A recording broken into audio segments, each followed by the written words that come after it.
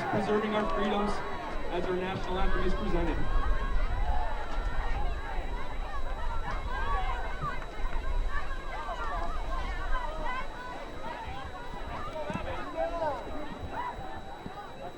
Getting ready for the game to start here in Millville. We're doing the national anthem at Ridgeline.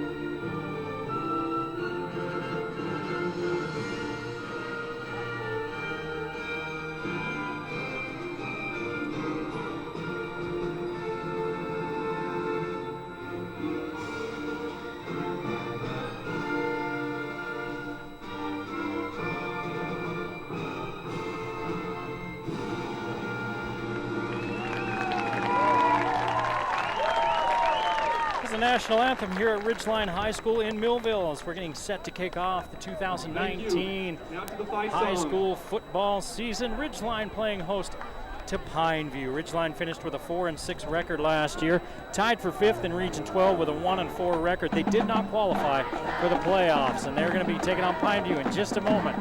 We're going to send it away for a moment and be back with your kickoff. You're watching the Game of the Week on the Valley Channel.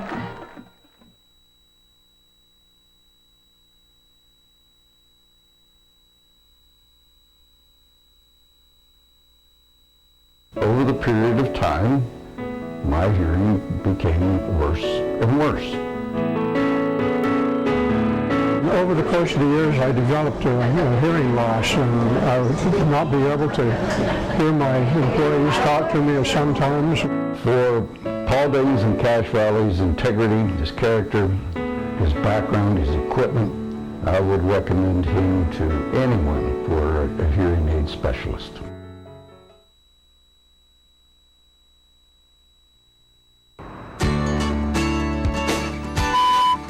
Tell me something, and I'd say, huh? And then they tell me again, and I'd say, huh? And they'd say, never mind. And so I called and made an appointment. Say the word pass. He's a PhD, and I know what it takes to get a PhD. Say the word red. It was like night and day.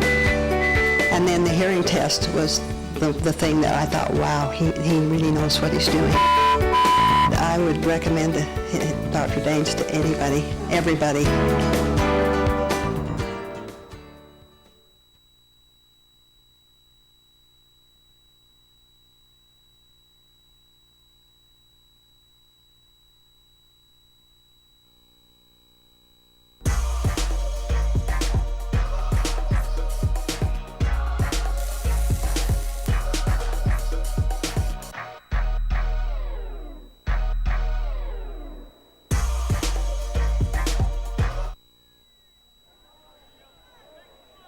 Welcome to Millville in northern Utah. The Ridgeline Riverhawks taking on the Pineview Panthers in a north and south meeting in the endowment game in the first week of the 2019 high school football season. Thanks for joining us, everyone. I'm Eric Olson. I'll be with you all season long. Looks like as they have the coin toss out there that Ridgeline is going to be on offense first. 4-6 last year, tied for 5th in the region, didn't qualify for the playoffs, but a lot of changes. Coach Christopher Howell is now at Skyview. Coach Travis Van Leeuwen is the coach here. He came from Logan, where they had all sorts of success last year. In fact, his last game of the season last year was coaching against Pineview, a 50-68 loss against this Panthers team that was just like, it was like a slot machine. Ding, ding, ding, ding, ding on that scoreboard. Pineview was 8-4 overall last year, 3rd in Region 9. They had a 4-2 region record. Lost to Orem, who everybody lost to, in the 4A semifinals. They're picked in the coaches poll and the media poll to finish this season in first place in their region.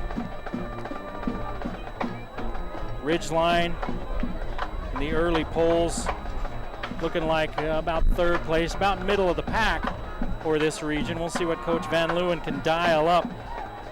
One thing he's going to be working with, a sophomore quarterback, Caden Cox, number 4, takes the reins of this team. His dad, he comes from a great football pedigree. His dad, Travis Cox. His grandfather, Dan Cox, the great high school football coach, coached at Bear River and Mountain Crest, also out at Skyview for a couple of years. He's got an awful lot of wins under his belt as Dan Cox. His boy Travis played at Utah State. And Travis has a great football mind. It's a great football family, great football tradition. And to hear his coaching staff talk about Caden Cox, that's what they're saying about him. He's got it between the ears as well as the physical traits. So Ridgeline will receive the opening kickoff. Pineview coached by Ray Hosner. Coach Hosner out of Brooklyn, New York. And the offensive coordinator is Gary Croton, formerly of BYU.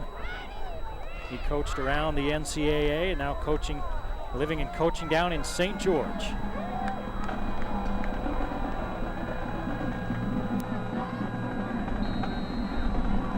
We're just about ready to kick this season off. A.J. McCarroll teeing it up.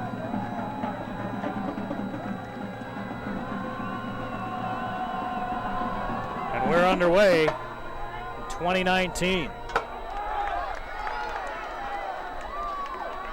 Pretty good hole and a pretty good return for Evan Webb, the junior wide receiver. Ridgeline will start just shy of their 30-yard line, and number 4, the sophomore, Caden Cox, as they huddle it up on the sideline.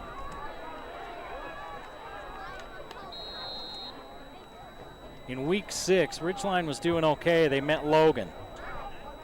4 turnovers in that game. Ridgeline never recovered. They ended the season on a 5-game losing streak.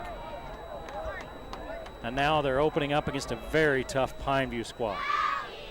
Cox with DeMooney in the backfield. Cox is going to throw. He has a man at about the 35. He turns upfield, picks up a first down. That's Murdoch, a big target. Carter Murdoch, another junior. They're going to mark him out of bounds right at the marker. It's a first down. Ridgeline does not huddle up. We'll see this from both offenses. They look to the sideline, and now 2-back set for Ridgeline. White and DeMooney with Cox. Handing off to DeMooney, looking for the edge. He's got it. And he's got another first down across midfield to the 47-yard line. A 14-yard carry for DeMooney as he gets outside. And Ridgeline up to the line, ready to go. Dally comes in, and White sits out. Dally plays the tight end, but they can flex him out and do a lot of different things with him. He's number 29. You see him in like an H-back spot right there at the end of the line.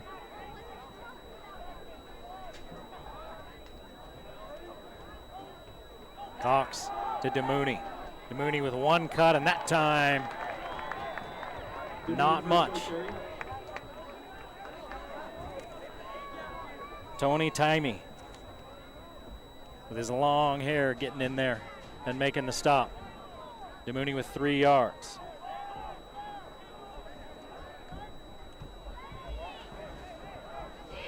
This drive started 3 plays ago at the Ridgeline 29. It's at the 44 of Pineview after a couple of big plays. DeMooney has trouble. Drops the ball, loses a yard, and it's going to be 3rd down. Well, it's right back to the line of scrimmage where they spotted. It's going to be 3rd down. And 8. They are going to give him a yard loss. Webb and Murdoch to the near side as receivers. Far side is Simmons.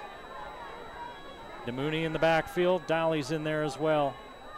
4 wide receivers. 2-man front for Pineview. They're going to rush 4. Cox has time, has a man. He's really close to the mark. It's Dolly. Let's see. He's going to be just a yard short. Nope, they're going to move the chains. He needed 8. That's what he got. And Cox starts the night 2 of 2 for 18 yards.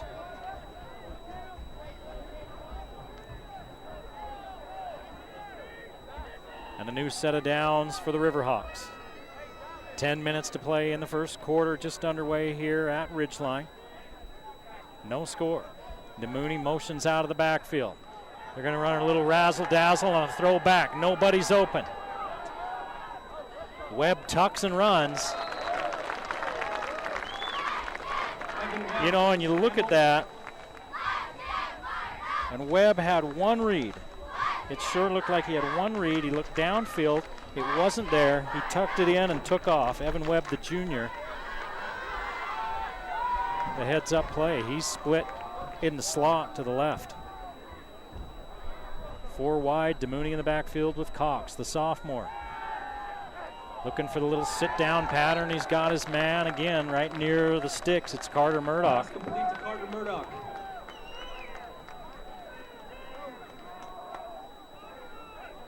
4 yards, it's 3rd and 1.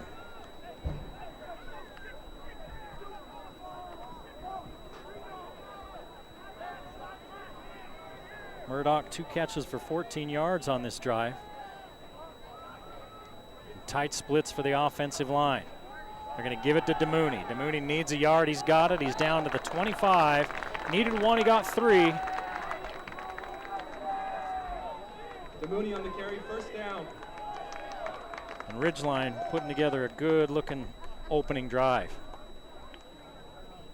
And they will need all the points they can get if they're going to keep pace with Pineview. And we'll see when their offense comes out. They're going to go fast as well. Cox looking to throw. He's got a man down the seam. That's where he goes. A little bit of contact, but it looked like just as the ball got there, a good play by the safety. Coming up to read that, Carson Ortez breaking it up. And that breaks up the Cox no-hitter. He was 3 for 3 until that one. He put the ball right where it needed to be. And Cortez made sure that it wasn't caught. 2nd and 10. First time they've been behind schedule on this drive. Now they're going to run a little option to DeMooney. Nothing. DeMooney loses yardage. Pitch right left, loss of 3 yards. Dylan Becker on the Dylan Becker with the stop. A 3-yard loss for DeMooney. So this drive started with a lot of promise. And it's ending with not so much promise. Scoop of ice cream on a hot day. 3rd down and 14. Now 3rd and 13 where it's spotted. Can they give Cox time? He's got it over the middle. He's got his man. Nice grab. Again right at the sticks. It depends on the spot. White going up high to get it. Pass complete to Noah White. He's going to be a yard short.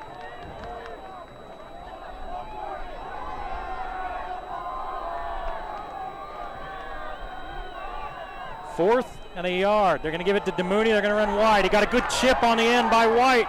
DeMooney's got a first down. 5 yards on 4th and 1. Nice chip on the edge by White to seal it off. And DeMooney was able to get outside for 5.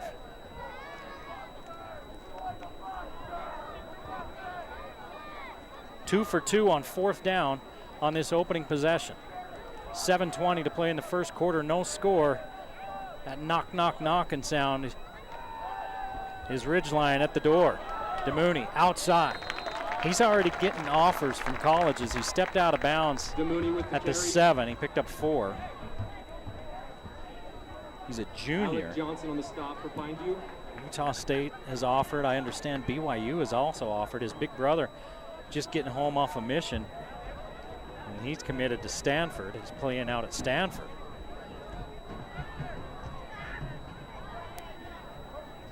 Second and about 6. Cox is going to keep. Boy, he read that. And he held on till the absolute last second. In fact, he rode that clear outside. Cox lost his helmet. He's got to come off for a play. 1st and goal from the 1. 1st and goal, Ridgeline.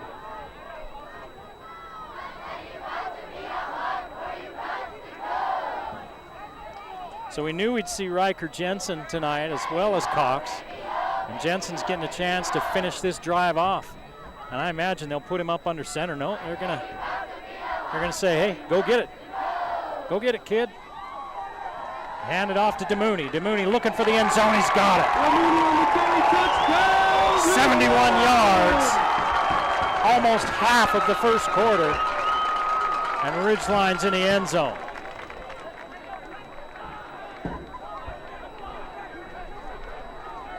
DeMooney caps it off with a 1-yard run. That was a good-looking drive. As good a start as you can ask for the sophomore quarterback Cox. It was 4 out of 5 for 34 yards. The point after, knuckleball up and through. 7-0, Ridgeline on top early, 6:45 to play in the first quarter.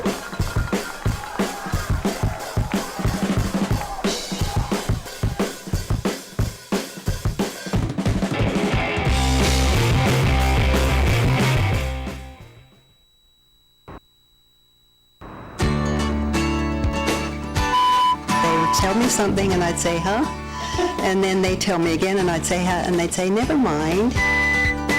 And so I called and made an appointment. Say the word He's a pass. PhD, and I know what it takes to get a PhD. Say the word red. It was like night and day. And then the hearing test was the thing that I thought, wow, he really knows what he's doing. I would recommend Dr. Daines to anybody, everybody.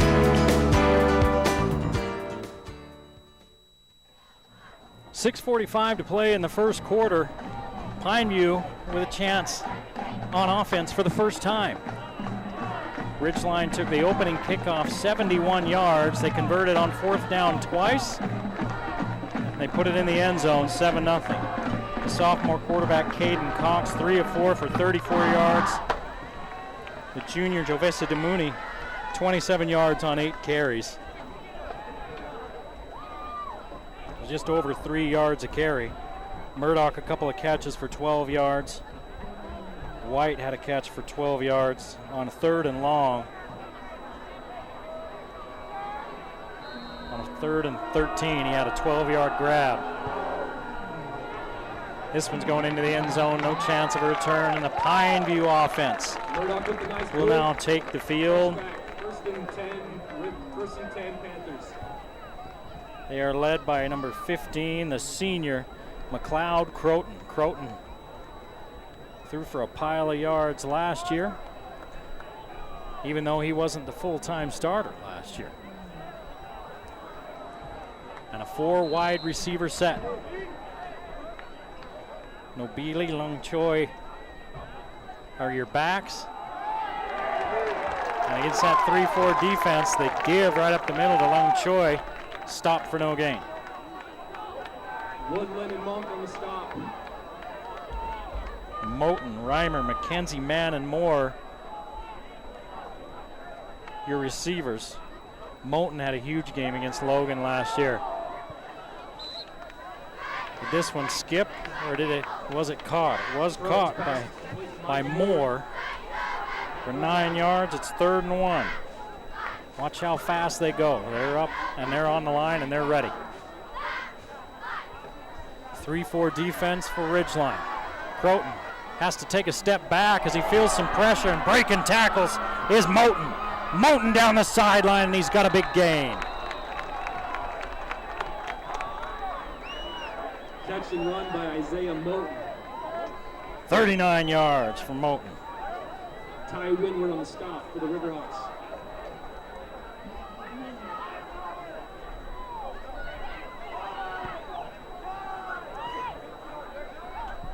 Croton throws a little swing. There's nobody out in front of the back.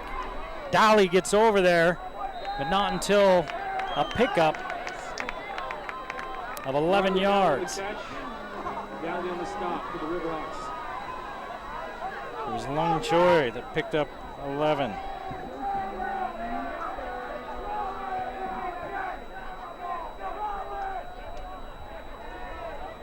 Croton looking this side, has his man, making people miss is Moore. He picks up 5 before he slips down.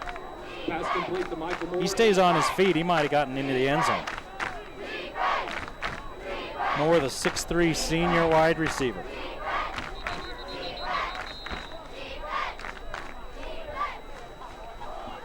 And the official on the far side calling for a timeout. He's looking at an equipment check. Somebody's knee pad. They won't let him take those out anymore. 4-man rush, and it looked like Pineview moved early. Let's see. It could have been Ridgeline. Somebody come off the edge in a hurry. But it was Pineview that moved, and it got him going a little early. Still second down. So 2nd and 10 after the penalty. First penalty of the game, 5:10 to play in the first quarter, 7-0 Ridgeline. Pineview on the move in the red zone at the 20. Lung Choi in motion. They're looking for him. Lung Choi went inside and Croton threw it outside. And Croton with his first incomplete pass. So both the quarterbacks start the night 3 for 3 before missing. Croton's 6'1", 180 pounds.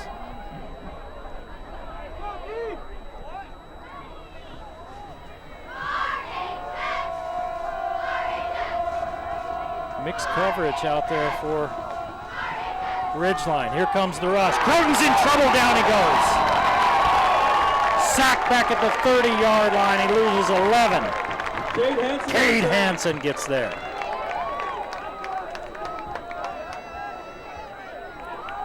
Fourth and long.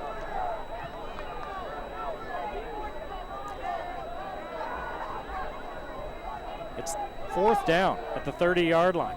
It's 4th and 20. So you just keep everybody in front of you. Let's see if they come after him. They do. They're bringing lots.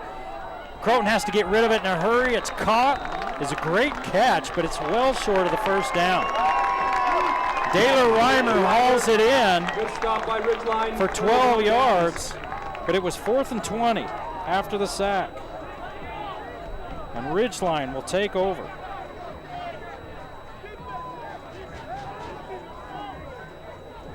So Ridgeline converts on 2 4th down opportunities on their first possession. Pineview can't convert on theirs, albeit it's a lot different. Pineview is looking at 4th and 20. Ridgeline leading 7-0, 4:21 to play in the first quarter. Ridgeline ball on their own 18-yard line. Fake the give to DeMooney. Dowley's running free underneath. Hauls it in, looks for the sticks, and dives out of bounds where? Right at the marker. Cox's pass is complete to Cameron Dally. Montevale on the stop for the Panthers. And he picked up 9.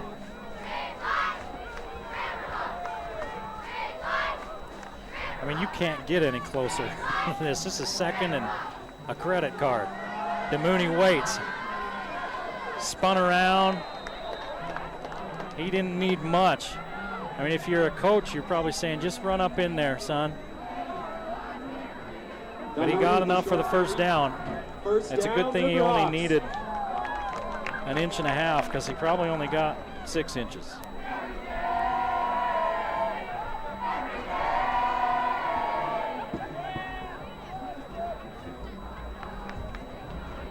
So you see this so much with the spread where the teams will line up on the ball and then they look to the sideline, and a coach and players are all giving signals in. DeMooney motions out. Hand in underneath to White.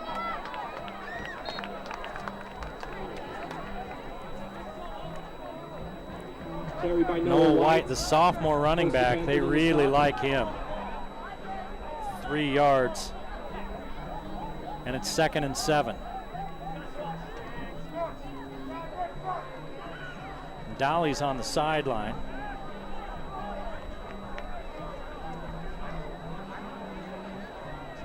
Walking around with his hand on his hip. He looks like he's okay. Cox stepping up, waits, delivers. DeMooney on his feet. Across midfield and into Pineview territory. 28 yards on 2nd down and 7.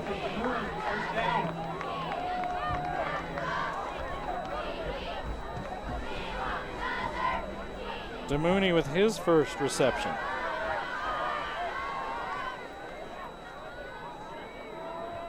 Jackson Holmgren is in there with Webb on the left side. Murdoch to the near side. And Dolly's back in there as the H-back. He's going to be the lead blocker. White follows him. White pulled down, but not until he gains 8 yards. Nice run up the middle by Noah White. This is what they mean when they say staying ahead of schedule. You want to pick up X amount of yards on 1st and 2nd down so you're ahead of the game. 2nd and 2 is way ahead of schedule. And this offense has been ahead of schedule most of this first quarter. Here's Dolly. Stops, changes direction, picks up a bunch. He's got 7 yards, 8 yards. That was White. And White now 3 carries, 19 yards, 1:40 to play in the first quarter. And Ridgeline on the move again, already leading 7-0. Pineview moved the ball, but then gave it over on downs. I don't think you can be far enough ahead against this Pineview offense, though.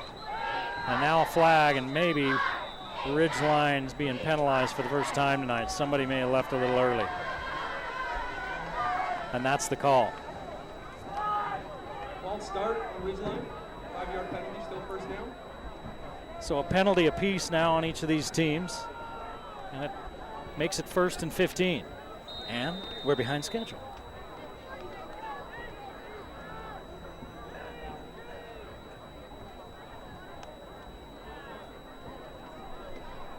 As the shadows start to lengthen here at Ridgeline. The sun heading for those west hills. Ridgeline heading for the south end zone. There's that out pattern again. They've made hay off that one and heading for the end zone. But coming up just short is Jackson Holmgren. He's inside the 5. He's right at the 5. 10 yards for Holmgren. Takes it inside the 5. 1st down and goal.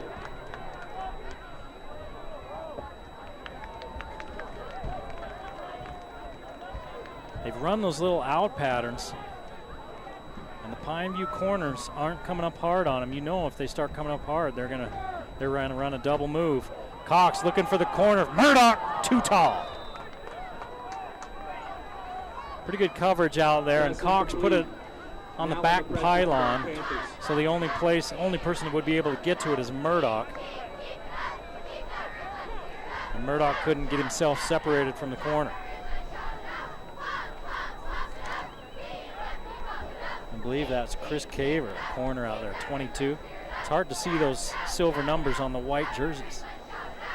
38 seconds, 2nd and goal. DeMooney cuts inside. And he's hauled down at about the 3. 3rd and goal. DeMooney with the carry. Brings up 3rd and goal from the 4-yard line. DeMooney 10 carries, 30 yards. He's got a catch for 28. And that was on this drive that really got this drive going.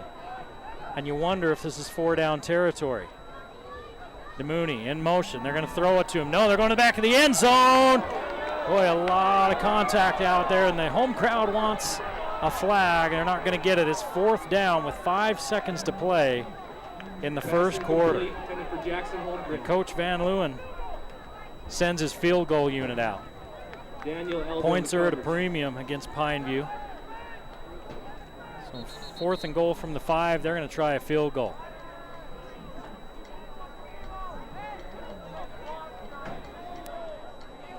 Ridgeline looks like they only have 10 guys out on the field. 2, 4, 6, 8, 10. Here comes 11. Better hurry, son. They're going to have to take a timeout. First game of the season. Timeout, Ridgeline. As Houston Hunsaker was on the sideline. He's still wondering if he's supposed to be in there. You know, you got all these different teams. You got a field goal unit. You got a kickoff. You got a kick return. You got a punt unit. You got offense. You got defense. You got different packages within those.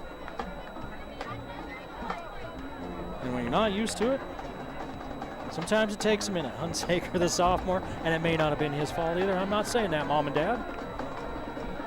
He's just the one that we all saw running off late. I guarantee it won't happen again. He'll remember that.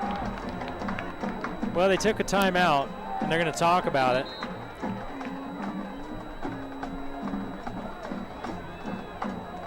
And they're still going to kick. Murdoch's the kicker.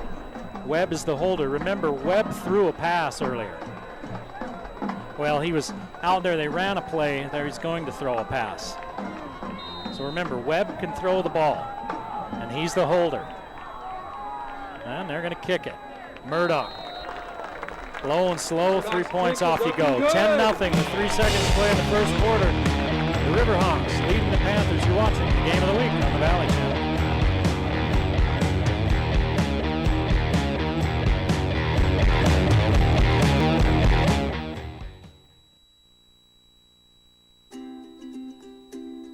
My grandpa went to the Star Hospital to get his back fixed. The doctor used a robot to make a mini invasion. That's pretty cool.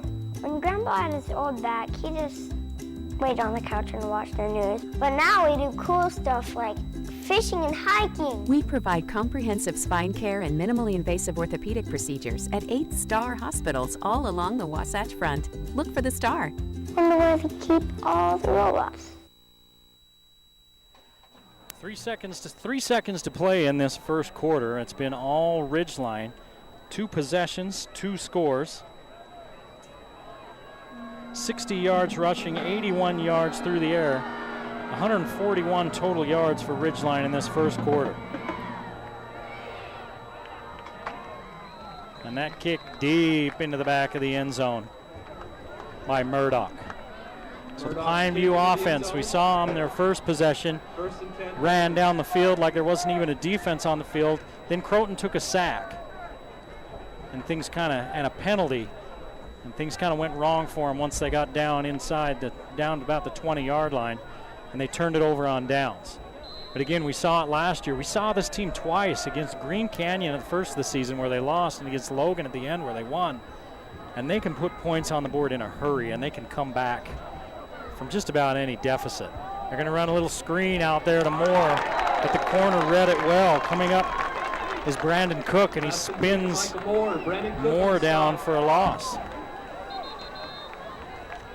And that's the end of the first quarter.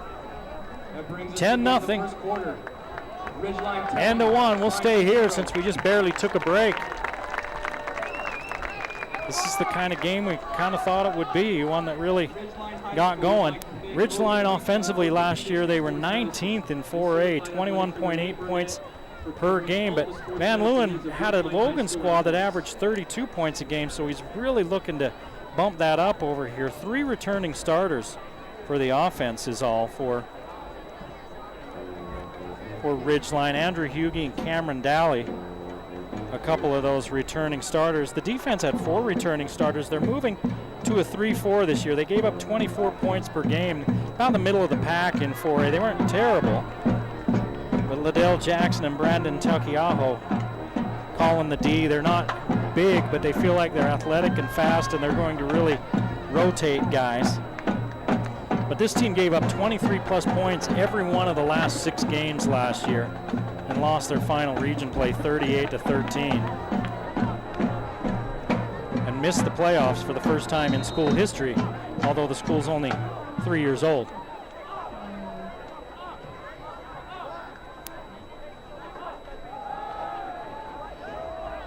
Good pressure on Croton, but he gets rid of it.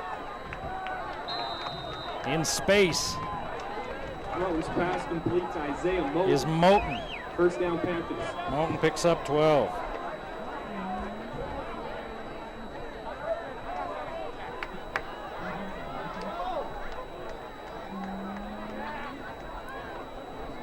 They're coming again off the edge, and you know, Ridgeline is sending a lot of pressure. They're in that 3-4. Those outside backers are almost like defensive ends. They have to be able to, and they feel like their backers are their strength, but they have to be able to cover and come after a quarterback. Croton did a pretty good job of finding where the pressure was coming from, and they had a man in that spot, but he kind of threw it without getting his feet right and missed it.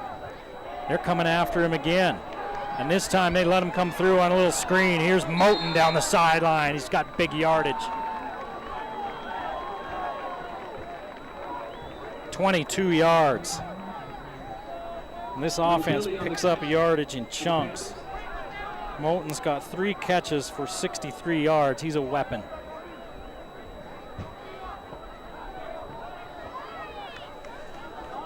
Croton waits, stands in the pocket. We got a late flag in the spot that you may either see a hold or a late hit on the quarterback. Let's see, it's an 11-yard gain McKenzie on the catch. as McKenzie comes up with a grab, and it's a hold on Pineview.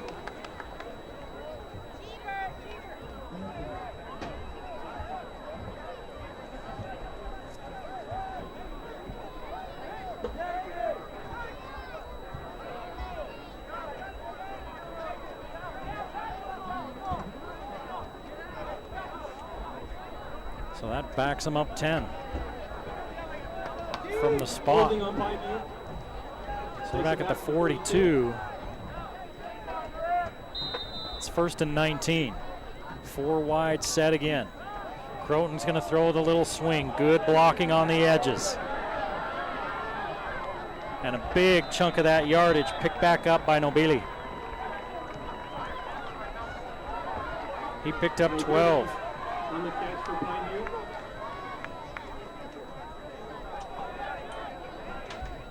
Croton 116 yards on 8 of 10.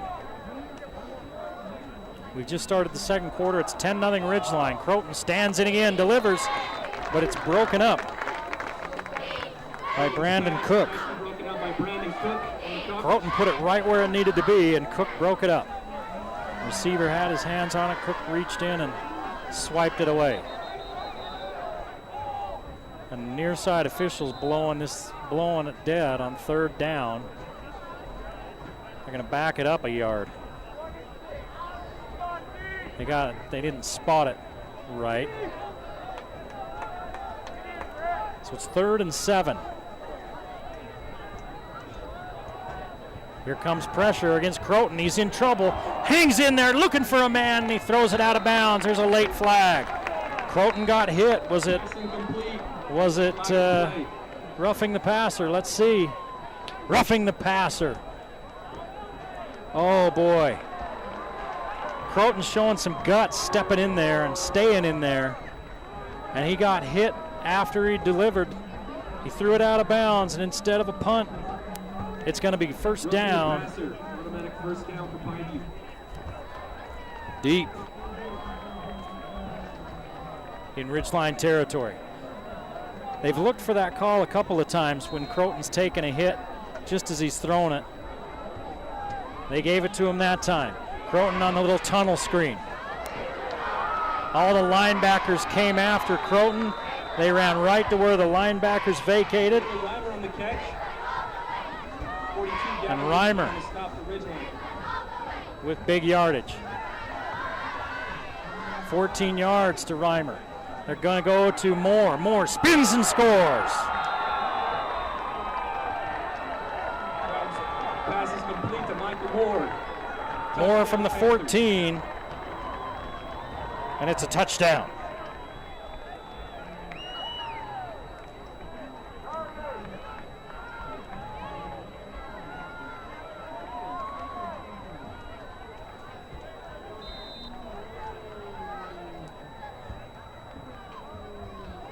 And Pineview has come to the ball game. It took them a minute, and it took an ill-timed penalty by Ridgeline to keep a drive alive, and that penalty's costly. It's 10-7. Ridgeline leading by 3 with 10:29 to play in the half.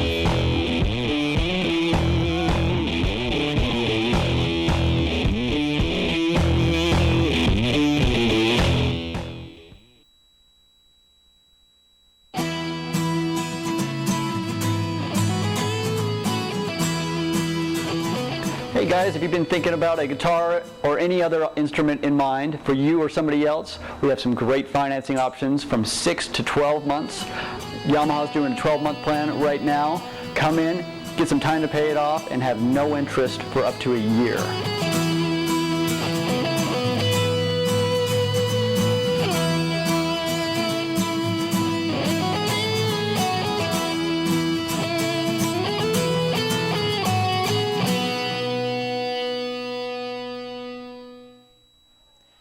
So Pineview's not even trying to run the ball. They got 2 carries for minus 11 yards. One of those carries was a Croton sack that gets recorded under a rush. But Croton is 10 out of 12 for 144 yards and a touchdown. And it's 10-7 Ridgeline. Ridgeline looked like maybe they had gotten Pineview in a punting situation, but a roughing the passer call against the Riverhawks kept the drive alive. And a couple of nice plays by Pineview. 2 plays later, they're in the end zone. Here's a returnable kick. Webb bounces outside. Webb down the sideline. Webb across midfield. There's no flags. And they're going to say he stepped out of bounds at the Pineview 46. He had 1 man and a kicker to beat. It wasn't the kicker that stopped him. Somebody got a hold of him just enough. You know, they've changed that. That wasn't a horse collar type. They got him from behind, but they changed that rule this year. It used to be get your hand up inside the shoulder pads under the helmet's a horse collar. Well, now if you grab them around where their name would be and drag them down from there, it's also a horse collar. So you don't have to have your hand actually down in the shoulder pads to get that penalty. So Cox is on the sideline, and the senior's in there, and he's going to unload into double coverage. Murdoch is there, but a nice play by the safety coming over to tip it away. Jensen's pass is incomplete. That's Riker Jensen.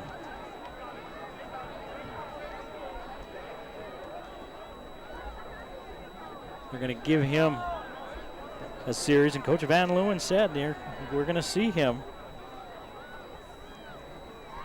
So don't be surprised. Brian Cullison came over to tap that one away.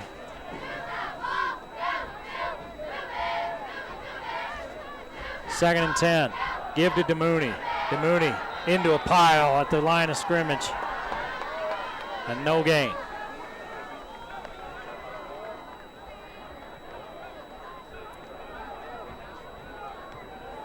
DeMooney on the carry. Dylan Becker, first one on the stop for Pineview. 2 for 4 on third downs for Ridgeline. It's 3rd and 10.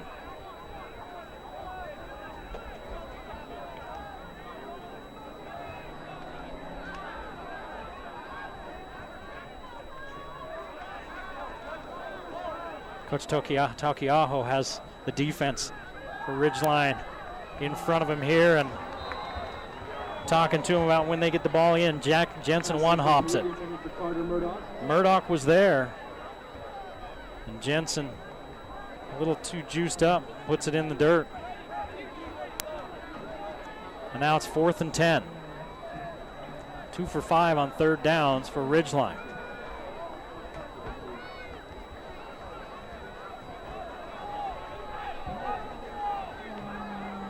That's interesting that they're going to go here. Maybe Jensen will kick it.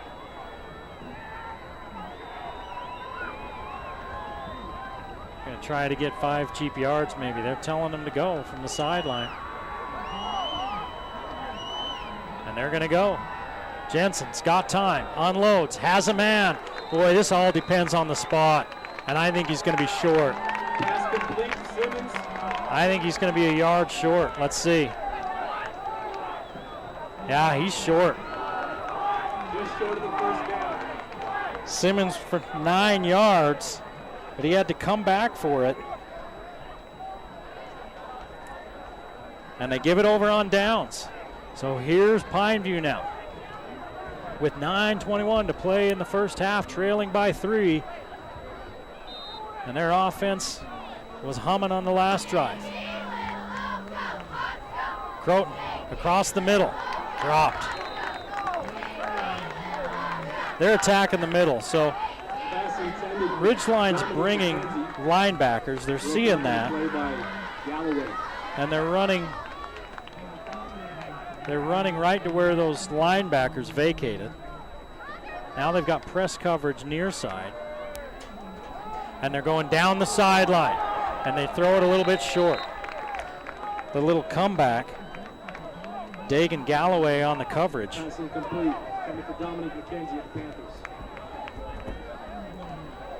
The Ridgeline offense sputtered on their last possession.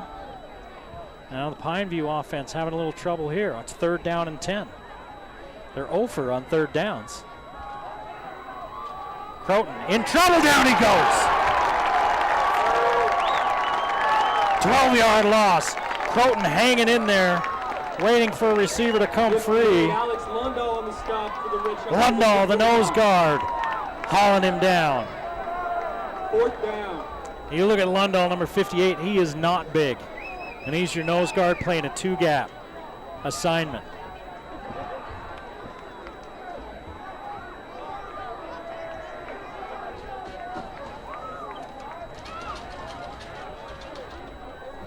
McCarroll on to kick.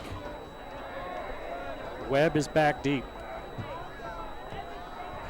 McCarroll drops it, trying to pick it up. He's not going to. It's going to be 1st and goal for Ridgeline.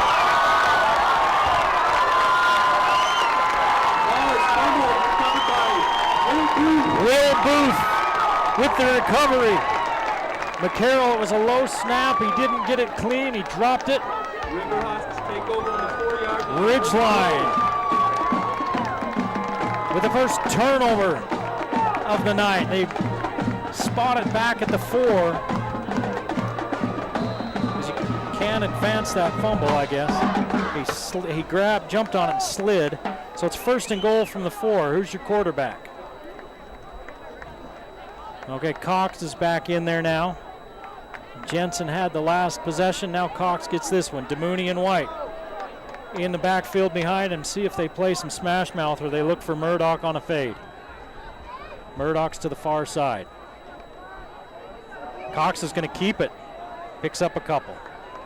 Cox on the keeper. Maybe one. Back on the stop for Pineview.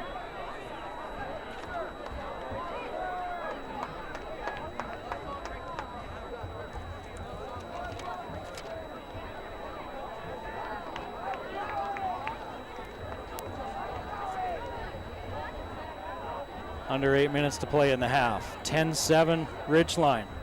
And they're looking to put some more points on there. DeMooney in motion to the far side. Handed underneath to White. Big hole, touchdown.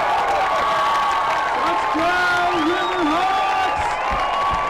Going wide on the carry. White on the little counter. And the cutback lane was there. It wasn't even really a counter. They just gave him a little underneath give. It almost looked like a zone block type of scheme. The cutback lane was there, and he could have walked into the end zone. Noah White, the sophomore running back. There's a lot of juniors and sophomores on this squad. As Murdoch on for the PAT. 17-7. Ridgeline with the 10-point lead. Timeout with 7:46 to play in the first half.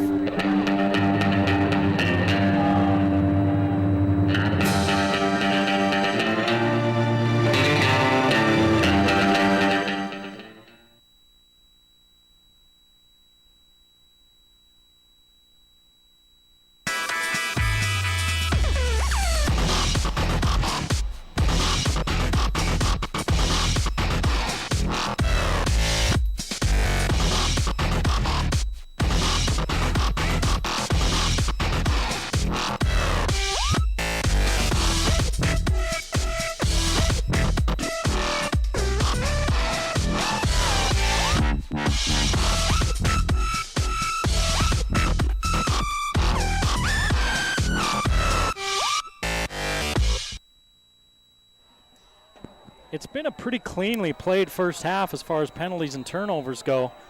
But Pineview with the first turnover of the game, and it was costly. A muff snap on a punt attempt. Gives the ball to Ridgeline at the 4-yard line. And a couple of plays later, Ridgeline is in the end zone for a 17-7 lead. 7:46 to play in the first half. Here at Ridgeline, Eric Olson along with you. I'll be here all season.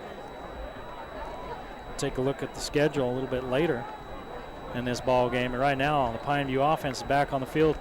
It looks to me like we don't want to take our eyes off the field when either team is on offense.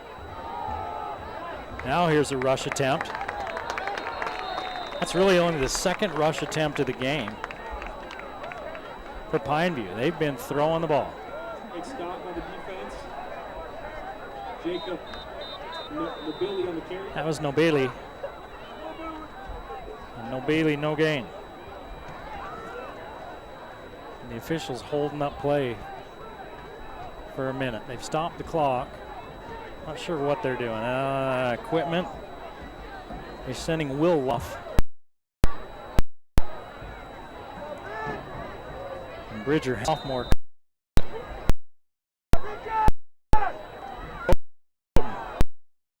Pressure in his face. They get it out to Nobili. Hold on the outside, and they got it. Pineview on the edge, they've been running a lot of that little screen stuff, and they have blocked that very well. Pineview's receivers blocking really well. But that time somebody came up hard defensively, and the receiver was out of position, and he reached out and got his arm around him, and it was an easy call. I could see it. I'm farther away than anybody else in the stadium, and I could see that. So he got his arm up and around him. He just wasn't in the right place. And that negates a big gain. That's the third penalty of the game for Pineview. They've got 3. Ridgeline has 2. Again, for the first game of the season, it's been a fairly cleanly played game. But now the penalties starting to rack up a little bit. Backs them clear up to the 11-yard line. 2nd and 21. And this is where the pass rush can really give you fits. Croton has to go down to his shoestrings to get it near pick, and then it's caught by Moore. Great concentration. No, that wasn't even Moore. That was Reimer. Pass deflected and caught by Dalen Reimer for Pineview. Reimer picks up 14. He's got 40 yards on 3 receptions.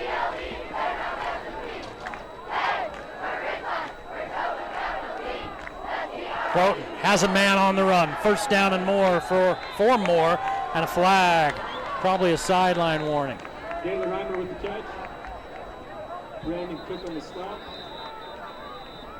17 yards, and let's see what the call is. Another penalty flag on the play.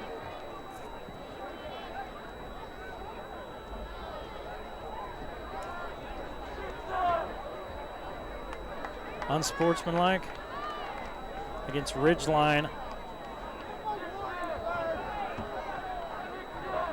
So I think it might be a sideline warning because they're not moving the ball. I just saw the second half of that. That's a 17-yard gain.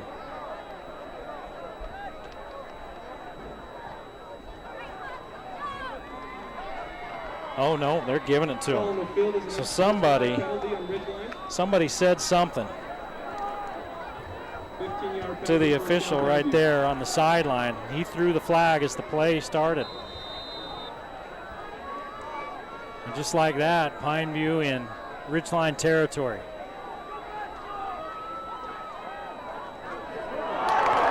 Quick hit, greeted by a quick hit. McKenzie barely had a chance to gather it in before he's walloped.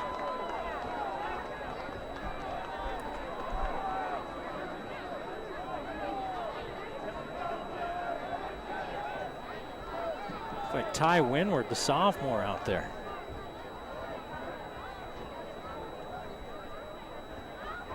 I'm going to need another stat sheet. Croton's up to 175 yards. Double move as he does the pump, and it's through the hands of Gavin Lishman. And it's going to be 3rd and 10. Pass incomplete intended for Moore. Gavin Leishman on the coverage. 13 of 19 for Croton. I'll have to double check those numbers here in just a second. 3rd and 10. Pineview still over on 3rd down. I guess they got one on a penalty, didn't they? So they're 1 for 3 on 3rd down, and that one was via penalty. Ridgeline with a 3-man rush. Croton's going to keep it. Croton picking his way, puts his shoulder down. He may have the first down.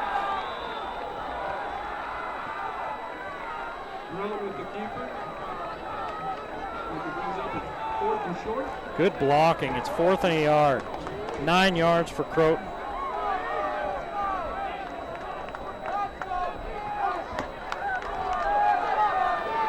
Fourth and a yard. 5:15 to play in the first half. 17-7. Ridgeline. First down. Got 3 yards when he needed a yard. No Billy with the first down. That was no Bailey.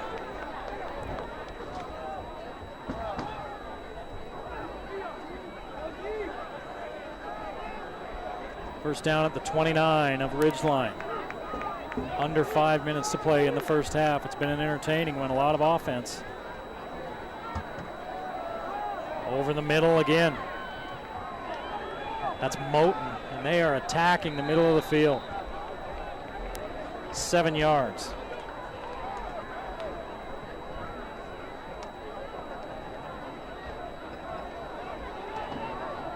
Four catches for 70 yards for Moten. 2nd and 3. Croton. Wide open man, busted coverage somewhere, walking into the end zone. From 23 yards out is Reimer.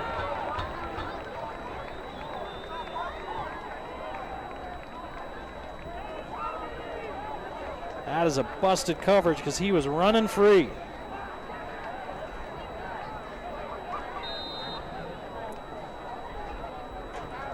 $205 yards, 2 touchdowns in the first half for Croton through the air.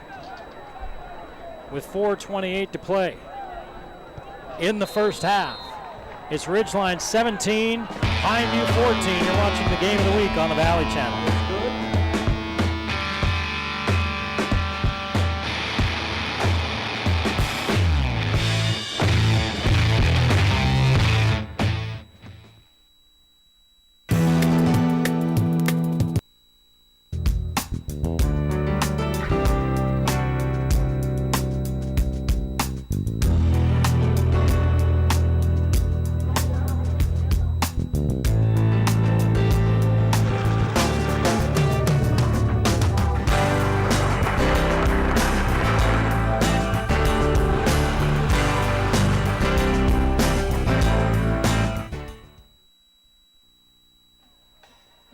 Pineview, once again, aided by a big penalty, an unsportsmanlike penalty against the sideline for Ridgeline after a pretty decent pickup. Put the ball well into Ridgeline territory, and they took advantage. And a busted coverage. Croton with his easiest pitch and catch of the day, right down the sideline to Reimer for a 23-yard touchdown. This game may be last person with the ball wins. Last team with the ball wins. I'm curious as to the unsportsmanlike on the sideline. You don't usually see it, boom, thrown just like that. A lot of times officials will warn coaches, and especially players. They'll tell the coach, hey, you know, you got a player talking to us, you need to wrap him up. You don't see it that often unless it's really bad. So I don't know what happened. Let's see if we can find out at the half. Cox in at quarterback, DeMooney in the backfield with him. Cox unloading, looking for Webb. Webb got it in his hands. And here's a late flag. You know, Cox put that one right in Webb's chest. And the defensive back was there. I mean, that was one of those boom, boom plays. And Ridgeline's going to get the call. They're going to watch film tomorrow. Travis Van Leeuwen's an ex-college receiver. And he's going to say, catch a ball, 5. That was a great pass more than anything.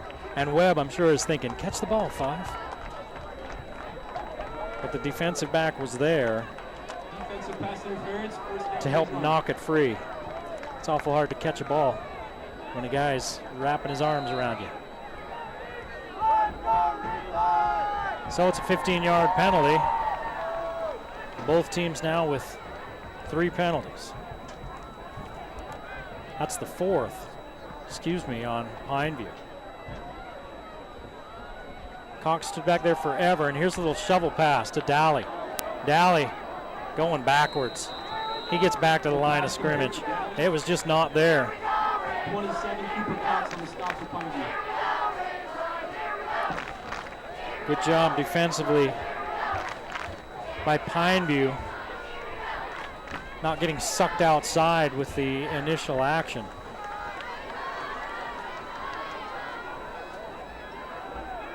Pineview with 2 defensive down linemen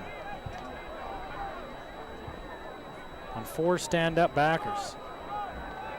Oh! Cox throws it right into the hands of a linebacker, heading the other way for the touchdown. Pineview's got the lead. Pass intended for Murdoch. Intercepted by Dylan Becker. Pineview return for a touchdown. What number was that?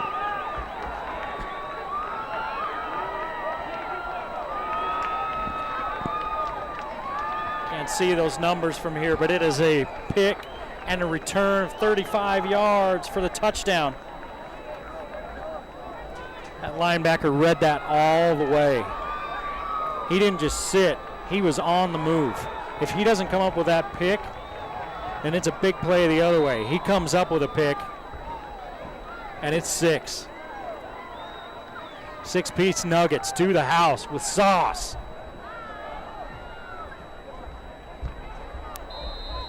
For Pineview.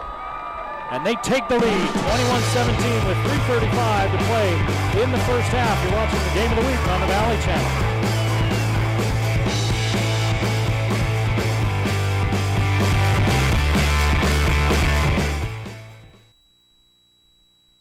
So, you bought your computer from one of those big box stores, or online, and now it's really slow, or just not working right. Target acquired. PCs Unlimited can fix it. Fixing computers is what we do, and we've been doing it for over 20 years. Service, repair, diagnostics, networking, upgrades, system and data recovery, all your computer needs. Our prices are low, and our customer service is the best. You won't get help from the big box or online. Come see the professionals at PCs Unlimited.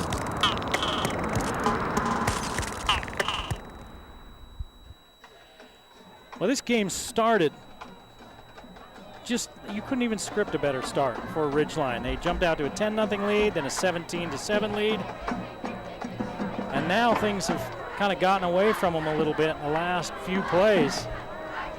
A busted coverage, an unsportsmanlike conduct penalty that kept a drive alive.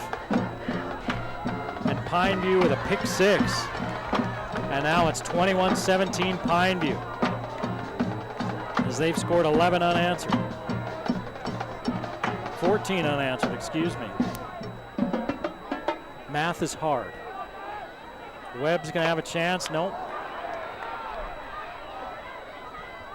Webb let that one go, and Simmons came up with it, and he was walloped shy of the 10-yard line. So now some adversity for this Ridgeline squad. And Coach Van Leeuwen is going to find out a little bit about him here in the next 3:28. Keep in mind, Pineview gets the ball to start the second half. So this is a huge possession for the Riverhawks. And Cox, who was off to that great start, he was 8 of 9 on the night, 8 of 10 on the night. Well, then he threw that pick 6. The backers saw that coming. They've been working the flats. The backers sold out and went and got it. Cox going back to the same place. Murdoch On the sideline, the clock runs. Murdoch picks up about 4. 22, Chris Caber on the stop. Ridgeline's mix it up. They got 54 yards on the ground and 85 through the air. They have 1 touchdown off of a short field, a 4-yard field, off a muffed punt snap. Cox, trouble, gets out of it. Dumps it off to Murdoch coming across. Murdoch picks up a block. Murdoch picks up 2, and he's out of bounds at the 26-yard line. He picks up 12 yards on what looked like a busted play.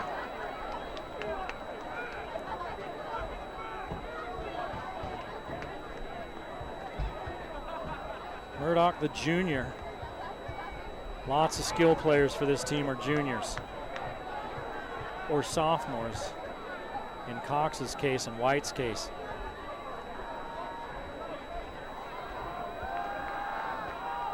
Oh, another interception. This one knocked down by the end and pulled back in. Cox held on to it, double clutched it. Probably should have just taken off with it. 2 possessions, 2 turnovers, and Pineview with 2:36 on the clock in the first half is knocking on the door at the 11-yard line.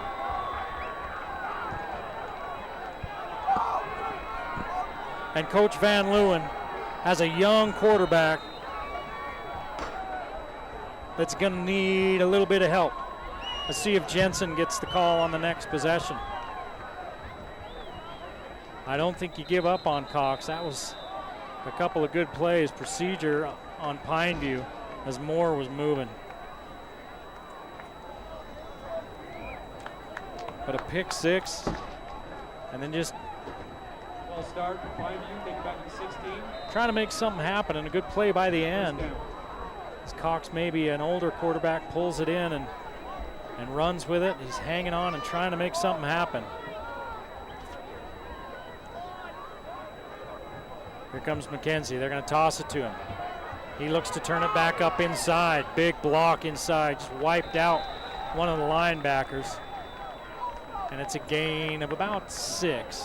Now 5. And the clock runs. I'm not sure why it stopped. Now it stopped for a minute. Now it's running. We're approaching 2 minutes. Croton across the middle. Oh my goodness. Moore wasn't even looking. He turned and Croton put it right there. And a flag, but it's a touchdown. Let's see what the flag is. I think Moore might have got hit in the head. For a touchdown. That wasn't Moore. Was it Reimer? I think it was Moore. Let's see.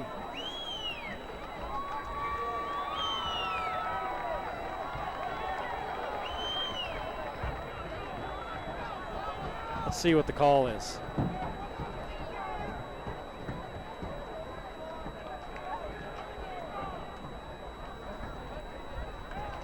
Personal foul, face mask on Ridgeline.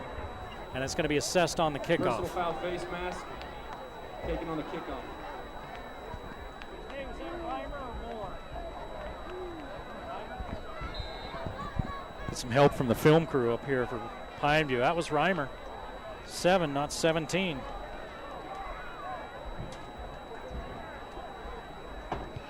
PAT is up. PAT is good. It's 28-17. Pineview with 2:05 to play in the half.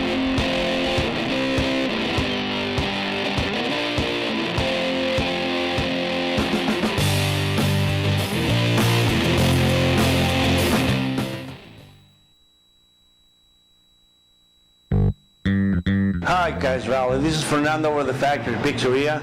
We're running a special right now. We're giving out free nachos when you buy a large pizza with 3 toppings. Just mention this and you're gonna get a free nachos every time you come. The Factory Pizzeria is located in 119 South Main, below the Gia's in the basement. Come see us as soon as you can. Thank you.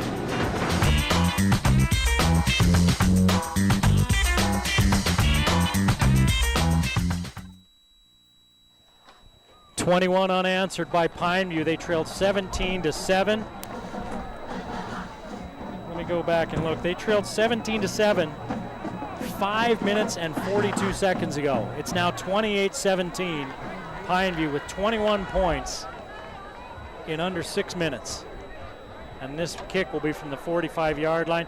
They may onside this thing and try to recover it and put more points up. Pick 6 by Pineview, and then an interception inside the 20-yard line.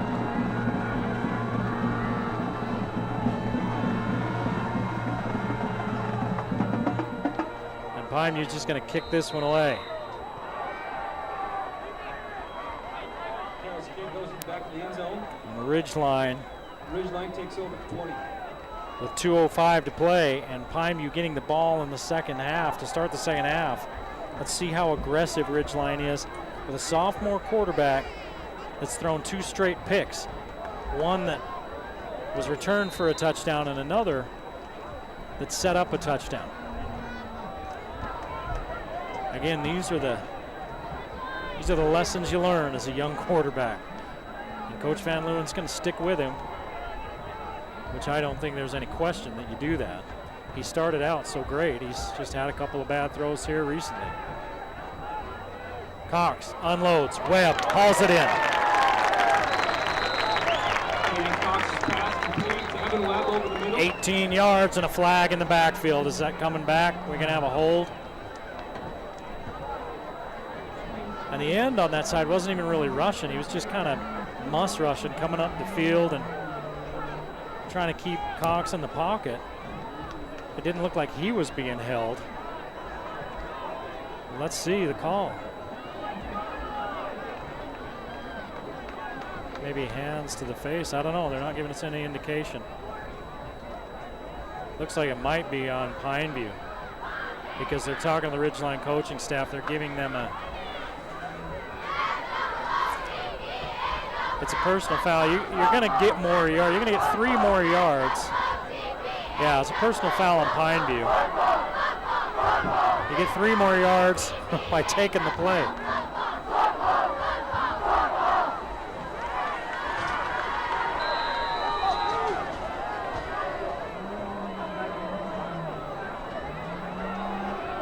Give underneath to DeMooney. DeMooney scoots to the outside and out of bounds and stops the clock with 1:48.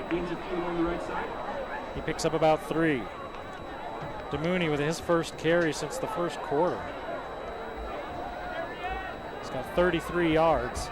Ball at the 41. Plenty of time. Ridgeline with 2 timeouts left.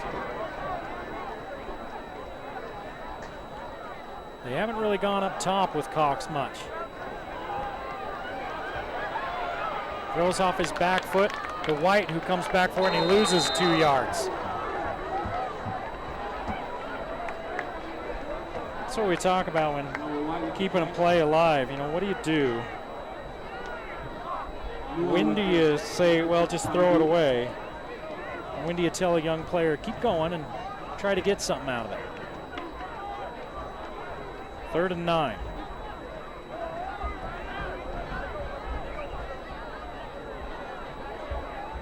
Couple of big plays here for the Ridgeline offense. 3-man rush. Cox wide open is White. White's down near the 20-yard line. Cox finds one up the middle. All the way down inside the Pineview 20. 40 yards. And that changes everything. Talk about busted coverage on Pineview's touchdown play. No one was anywhere near White. Give to DeMooney. Big hole. DeMooney makes the move. He's inside the 10. He's right at the 10. 1st and goal with over a minute to play in the first half.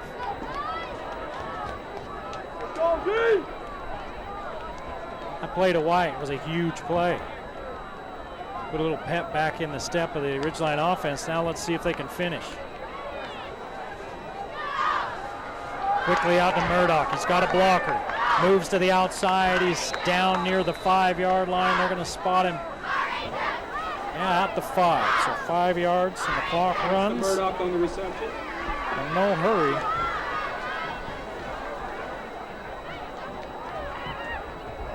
.45 seconds and 2 timeouts. It's 2nd and goal from the 5.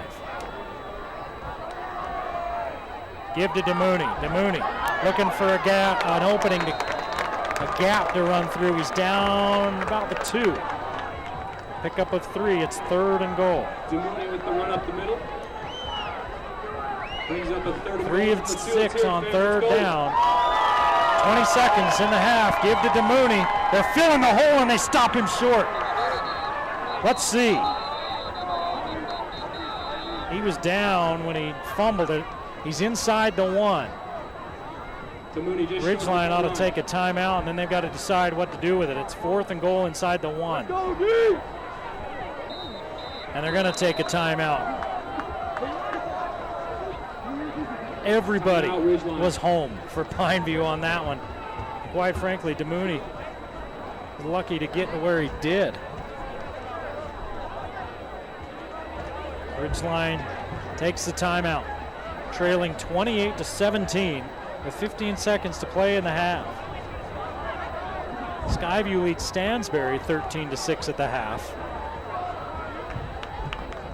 That one's at Stansbury. Let's see, I believe Logan's at Provo.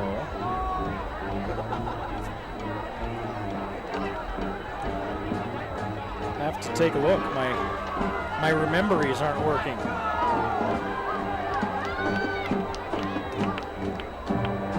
Mountain Crest is at Salem Hills. Logan's at Provo. Green Canyon's at Bonneville. Skyview at Stansbury.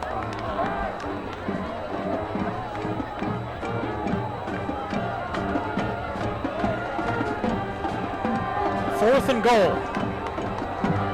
Just inside the 1, and they're going to run from the gun.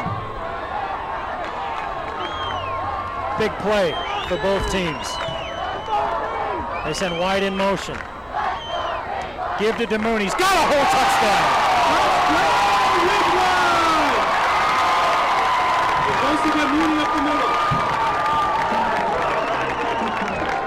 And the Riverhawks needed that. DeMooney with a 1-yard touchdown run.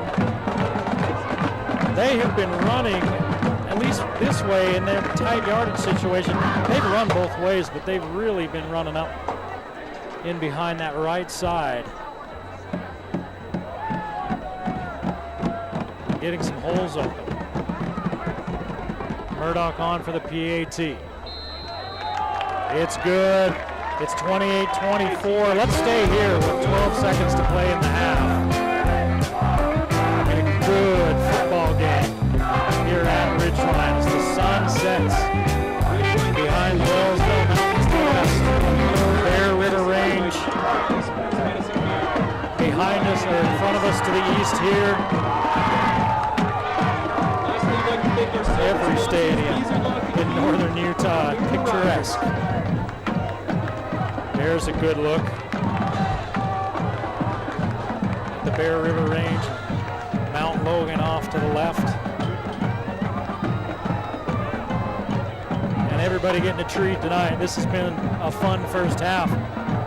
It's a full house on this near sideline. Pineview traveled a few people up from St. George. I'm talking to some Pineview players that are up here, some injured guys that are up here helping film. They told me they took a school bus. I thought I said they didn't charter you one? They said nope. Coach Hosner is old school. Look out! McKenzie making moves, still on his feet, and hauled down with 2 seconds, and Croton's got enough of an arm to make a play from there. And McKenzie comes up limping. Indiana Judd saved a touchdown. Now McKenzie goes down. It may be a cramp. It is warm. Again, talking to these Pineview guys, it's warm here tonight, but they think it feels great. They're down there living in the blast furnace of Utah. Oh, we live in the icebox. 2 seconds on the clock, and your problem with that as they get that return. And you're within striking range of Croton's arm. I was watching him in warm-ups. They're at the 30. Let's see. Oh, they're going to say he stepped out of bounds back at the 43, but I mean, Croton can put that out there, and he put that downfield, and he has got receivers that can go up and get it. Michael Moore is 6'3". Reimer is 6 feet tall. Moten's 6 feet tall. Man, we haven't called his name much tonight. He's 5'11".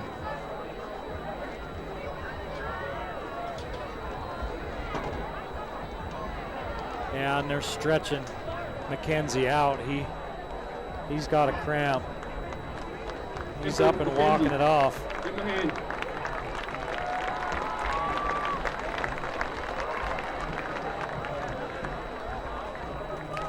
This is the endowment game. Part of the proceeds goes to the UHSAA for their coffers and the rest to the schools. They started playing this game just a few years ago on a new playoff format. If we had time, we'll talk about that. And the white hat holding everybody up here. Now we're ready. 2 seconds on the clock, ball at the 43-yard line, a 4-point Pineview lead. Let's see if they come after Croton. Yeah, they do. Croton winds up, he's hit as he throws into the end zone, and it's tipped away. And that's the end of the first half. An entertaining one here at Ridgeline, 28-24. As Pineview comes from 10 points down to take a halftime lead. You're watching the game of the week on Valley News.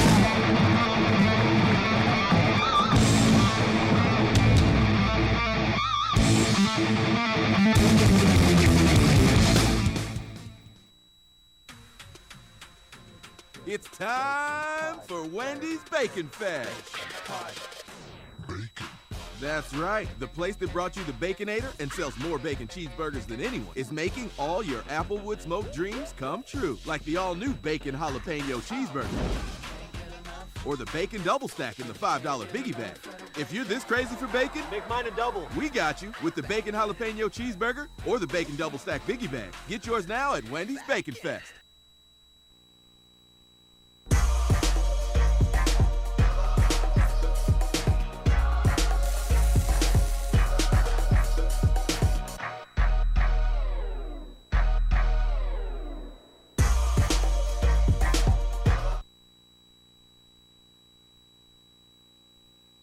Bring back what you've been missing. Bring back Cache Valley Hearing and Audiology. Of course, it's not only the general person on the street, is it, that needs a hearing test these days? How about politicians? Our politicians definitely need to hear better. They do. They need that wax scrubbed out of their ears and a good hearing test, which of course would be free to them too, would it not? It would be. In fact, we have a special offer for all politicians. Any politician that needs a hearing test, which is all of them, because none of them will listen to us, can come in and we will be glad to clean their wax out of their ears, do a hearing test, and fit them with the very latest hearing aids. They even have their own healthcare system, so I'm sure they'd be able to afford whatever they want. Sure they would. So how about... double. There you go. That's what they do for our taxes, right? Yep. So how about Nancy Pelosi? Oh, yep. We'd be glad to do it. How about our glorious leader, Donald Trump? Yep. We would even get some that matches his hair. I'm not sure that's possible, sorry. But all politicians, they should come in. In fact, if this was actually to happen, you would have a line from here to Salt Lake City and back again. This is all you'd be doing as politicians. Yep, that would be great. If you're a politician and you want a free hearing test, come on down to Cache Valley Hearing and see Dr. Daines. He'd love to provide you one. And we will all support you in this. Thanks, Dr. Daines. Thank you. Bring back what you've been missing. Bring back Cache Valley Hearing and Audiology.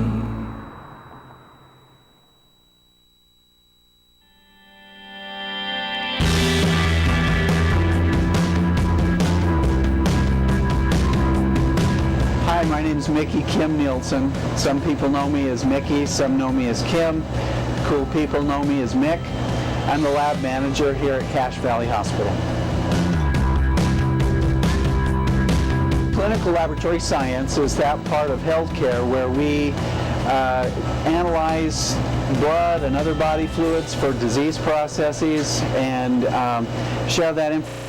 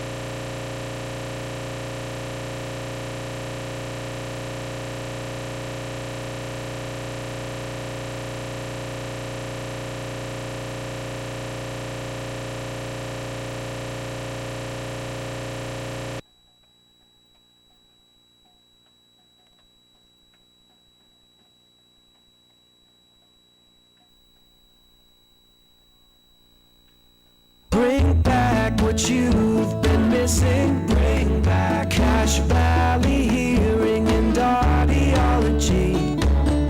Dr. Daines, I suppose, along with everybody else in my age group, I am now getting bombarded on a daily basis, it seems, in the mail with hearing aid advertisements coming through the mail. I don't know if you... Really, I just throw them away, because I would say if I needed a hearing aid, here is where I'd come to see you. Are people in danger with these things? I mean, are you going to get a product that's legitimate? Are you dealing with real people, or is it a scam? You usually get a product it's a decent product, but does it fit for you? Everybody's a little bit different, and we want to be able to have you come in and find out what works best for your individual needs. Some of these hearing aids that you can buy through the mail are not really anything but amplifiers. They turn things up, but simply not turning things up, that doesn't solve the problem. We need to personalize the hearing aid to your individual loss. and make it so what frequencies need to be boosted are boosted, and those that don't need to be boosted aren't. Okay, so just turning up the volume on something isn't actually going to fix the problem. It does not. No, we need to make it so it matches exactly what your hearing is. I had no idea it was that complicated because, you know, on the street people might think, yeah, I can send a wave for one and it's generic and it'll work for everybody, but that really isn't the case. It really isn't. No. And you also see a lot of times advertisements that say, come in for a free trial. We're offering a trial research, and come and give us your opinion on this hearing aid and we'll give you a discount. We're doing a special study with the manufacturer. Well, the manufacturers already have their study done. Right. They wouldn't be offering it to somebody here. They have their own research facilities that they do these studies at. Okay.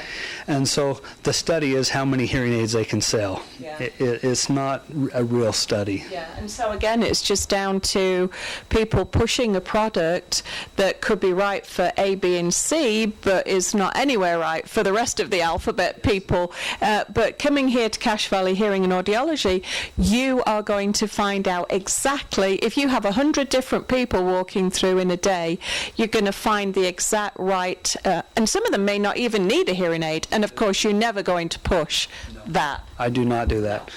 That's one thing that I pride myself in, is I am not a salesman. Right. I take care of people, help them meet their needs, and take care of them, and do what we can that way, but I will not push or pressure anybody to purchase a hearing aid. Yeah. So even though you might be tempted, even though you get these in the mail like I do, don't be tempted, because ultimately it may not be at all what you personally need.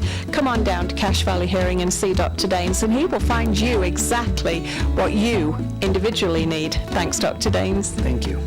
Bring back what you've been missing. Bring back Cache Valley Hearing and Audiology.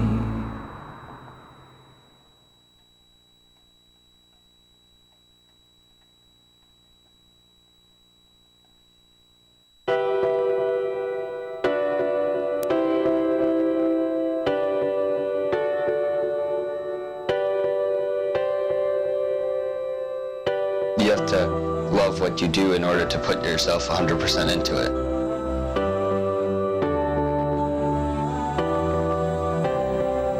When I was in the hospital for several weeks, I always said to myself, while I am here, I can do what I want, and I want to do what I can.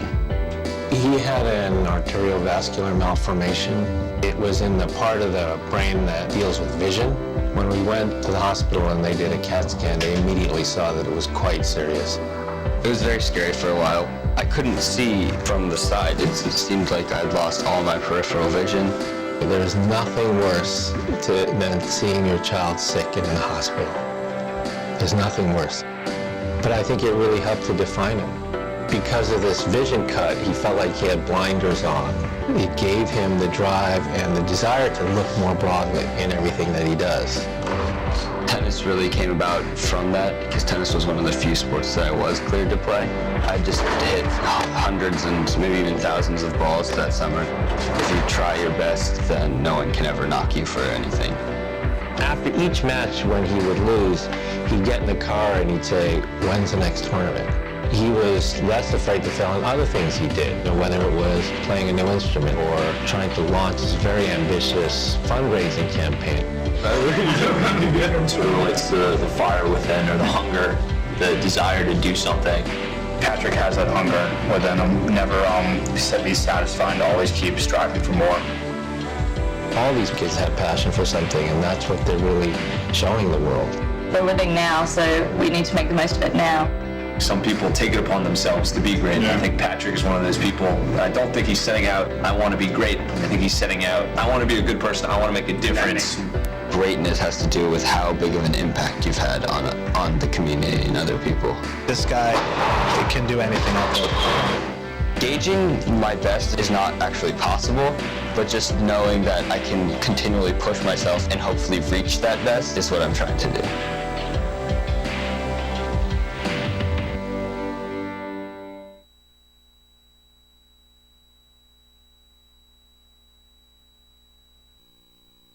Bring back what you've been missing. Bring back Cache Valley Hearing and Audiology. Dr. Daines, obviously we're always looking for ways that we can bring back what we've lost. In hearing, that's particularly important so you don't drive people wild with frustration, and technology going hand in hand with your hearing aids. You've got something fabulous just come in, haven't you? Bluetooth. Yep. Bluetooth has been in hearing aids for a long time, but there's something new. Manufacturers come out with a new product that makes it very simple. We used to have to either take our phone out and talk into our phone, but the hearing aid would come into both of our ears, but now you don't even have to take your phone out of your pocket. When your phone rings, you push a button on the hearing aid and start talking. What? This is a new innovation, I'm sure. It is. We've been trying to do it for a long time, and this company just barely figured out how to do it, and it's been very good. Right, so you love it because you've tried it out, haven't you? Yes, I wear it. I enjoy it. Yeah. Don't even have to take your phone out of your pocket, out of your bag, out of anywhere. The phone rings, hit the button, and then you're talking. Yes, and you can be sitting on your couch watching TV. Your phone can be across the room, and push the button and it answers it, and you just start talking. Wow. You just can't even believe the innovations, can you, in technology these days? It's really amazing. And there's a TV connector that connects to your TV, so you can be streaming directly from your TV right into both ears. You can have the TV volume set at what you like it, and everybody else in the room can have it where they like it. Wow, that would be fantastic, right? And then your phone rings and you push the button and answer the phone. All this from the comfort of your own couch. Bluetooth technology, of course, been around, like you say, for a while, but you've just got this in. Are you going to start recommending this to people? I am. Yeah. In fact, I've probably put on 5 or 6 people already, and they love it. Really? Yes. Okay, well, we can't ask for more than that. So if you're thinking that you'd like to get right up to date with the technology available in your hearing aid, come on down here to Cache Valley Hearing and talk to Dr. Daines. He'd love to help you. Tell us where we are, Dr. Daines, and how people can get hold of you.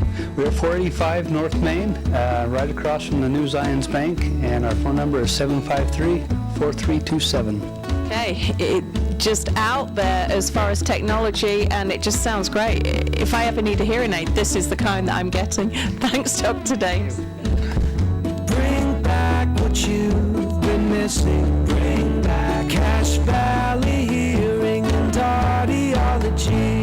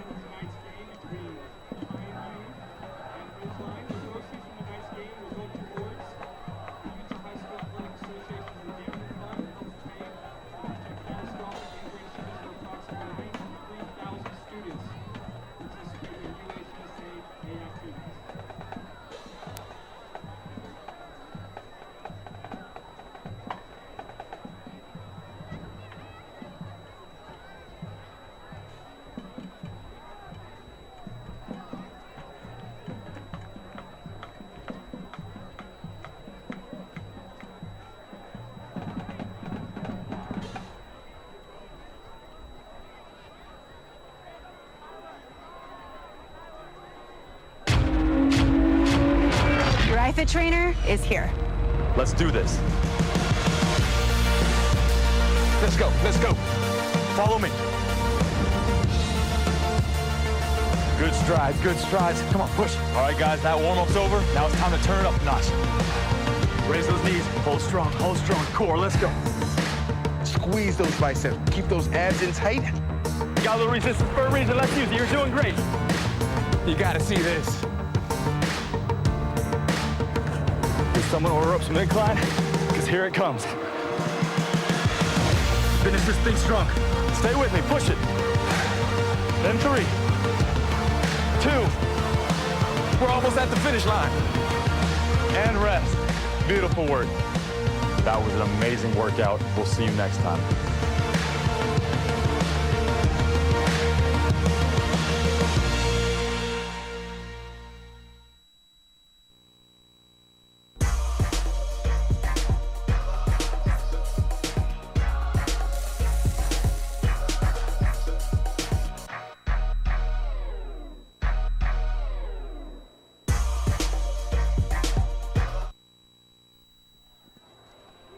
Oh, if you go outside, that smoke smell that you can smell is the barn burning here in Millville. Because that's what we got going on the game of the week. A barn burner, 28-24. Pineview went on a 21-0 run to turn a 10-point deficit into a 28-17 lead. Ridgeline got a gutsy scoring drive at the end of the half, and on 4th and goal inside the 1, punched it in, and then survived a Hail Mary to go into the half down 28-24. Pineview minus 6 yards rushing. In fact, they have 4, 5, 6, 7, 8 rushing attempts. 2 of those are sacks by Croton, so they only have 4 real rushing attempts. They're minus 6 yards rushing, 209 passing. Croton is 16 of 22, 209. And 3 touchdowns. The 4th touchdown coming on a pick 6, a defensive score. 203 total yards. They fumbled a punt snap that set up a Ridgeline touchdown. Ridgeline 72 yards rushing, 3 touchdowns on the ground. 158 yards passing, 230 total yards. 2 turnovers, 1 interception returned for a touchdown, and another on the very next series that was returned inside the 20 and turned into a touchdown by Pineview.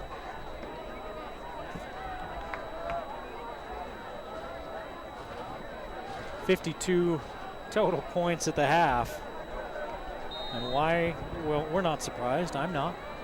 Why would we be? Here's Croton over the middle, a pick! Croton got rid of it in a hurry because he was under pressure, and Miles Eck, falling backwards, reaches over and picks it off. So the team's even at 2 turnovers apiece, and Ridgeline will take the field. The ball at the Pineview 27. Provo leads Logan in the 3rd, 34-7. Skyview leading Stansbury 20-6. That one in the 3rd. Salem Hills 14-7 over Mountain Crest in the 3rd. And Green Canyon leading Tooele 21-0 in the 3rd quarter. And those are your other Region 11 scores.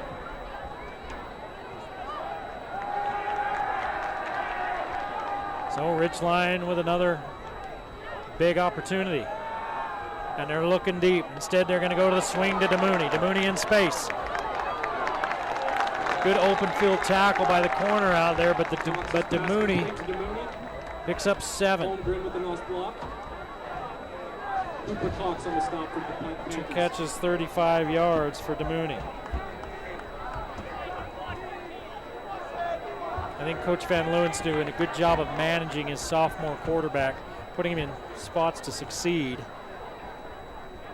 He's turned it over a couple of times, trying to make a little bit too much happen. DeMooney spun out of bounds.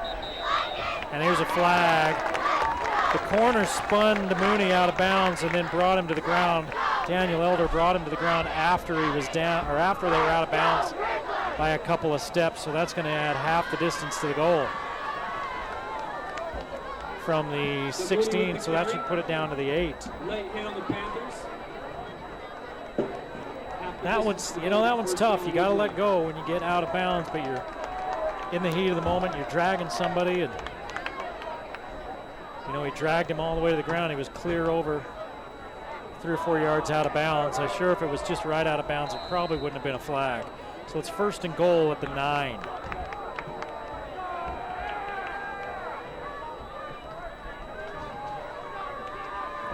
Holmgren to the near side. See if they throw it up for him. They're backing off on the far side. They're going to give to DeMooney. He's got a hole on the right side. It's where he went for his first touchdown there in that first half. He picks up 4. 52 yards on 17 carries. Ridgeline after the interception, looking to take the lead back. It's 28-24, Pineview.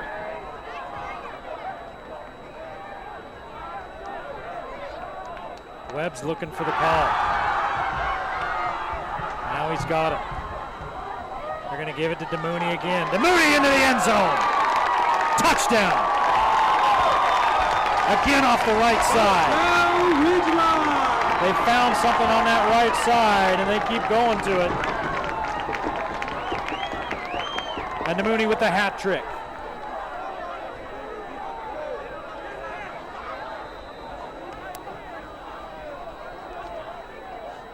Ridgeline can get a lead and get the ball late in this ball game, their ability to run the ball may be the difference. They may be able to hang on to it and close it out.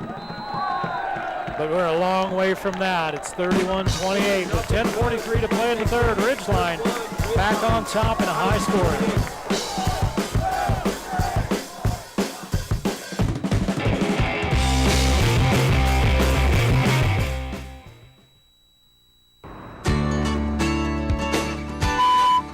Tell me something, and I'd say, huh? And then they tell me again, and I'd say, huh? And they'd say, never mind. And so I called and made an appointment. Say the word pass. He's a PhD, and I know what it takes to get a PhD. Say the word red. It was like night and day. And then the hearing test was the thing that I thought, wow, he really knows what he's doing. I would recommend Dr. Daines to anybody, everybody.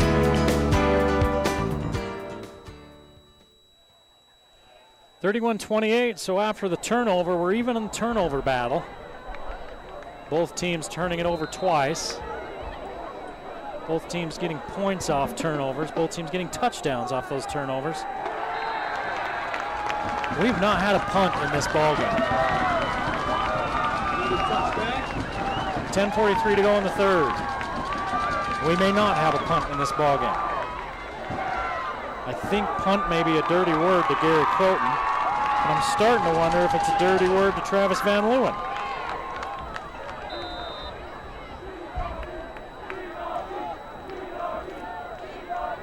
There have been multiple 4th down, go for it opportunities. There's a little sit down out pattern. Pass complete to Michael Moore. That's Moore. Brandon Cook on the stop. For about 5. As it starts to get dark here at Ridgeline.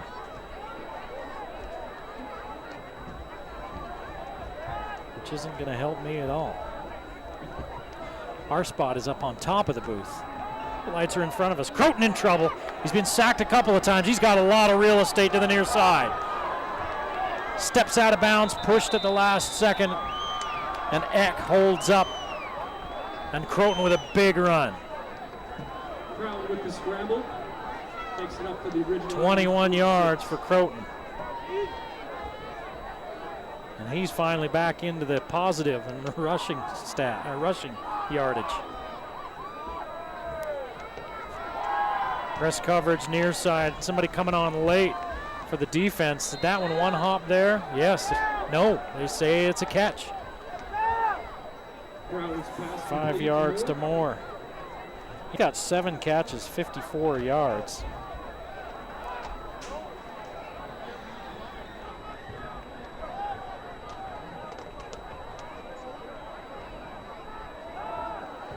Croton. Across the middle, incomplete. Pass intended for Preston Mann. For 26, Dylan May on the coverage for the Riverhawks. 18 of 25 for Croton, 219 yards and 3 touchdowns. Third down. 1 of 4 on third downs for Pineview, and Ridgeline's offsides. They've been coming hard after the quarterback, where they are going to be aggressive defensively this year if it follows like this. That's going to be a first down for Pineview. Pineview with 6 penalties on the evening. Ridgeline in the neutral zone. Ridgeline with their 4th. Ridgeline, they've come at terrible times. Press coverage all over the place now. Croton's going to hand it off as the linebackers vacate. They find the running back, and he's got 13 yards. I think that's Nobili. It is. On the stop for Ridgeline. 3 carries, 16 yards for Nobili. Croton keeps it. They find him and bring him down, but not until he picks up 3. So they were so pass heavy in the first half. It looks like maybe Gary Croton, the offensive coordinator, is going to try to even things out a little bit. Not for long, though, I'm sure. Croton, little swing. Boy, Croton got walloped just right after he threw it. No, that wasn't Croton. That was the running back, I think. Complete pass for about 4 yards. Here's a give right up the middle, first down. As Nobili picks up 6. And the breeze starts to pick up here in Millville. And that's Nobili that's slow to get up. And he's making his way to the sideline.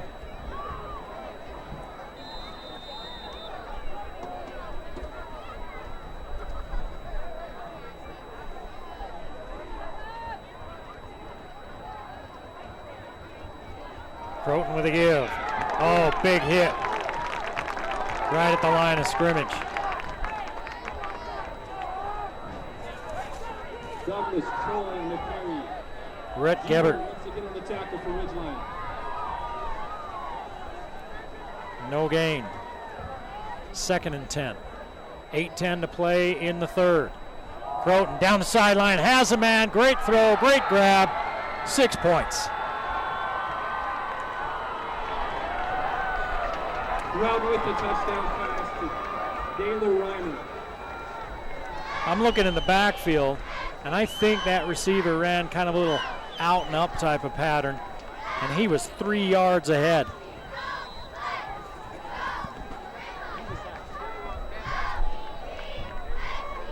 So that's Reimer again. Man, I'm glad I got these guys up here spotting for me. They got young eyes, they can see. So Reimer with the score. And Pineview back on top. 34-31, you're watching 35-31, you're watching the game of the week on the Valley Channel.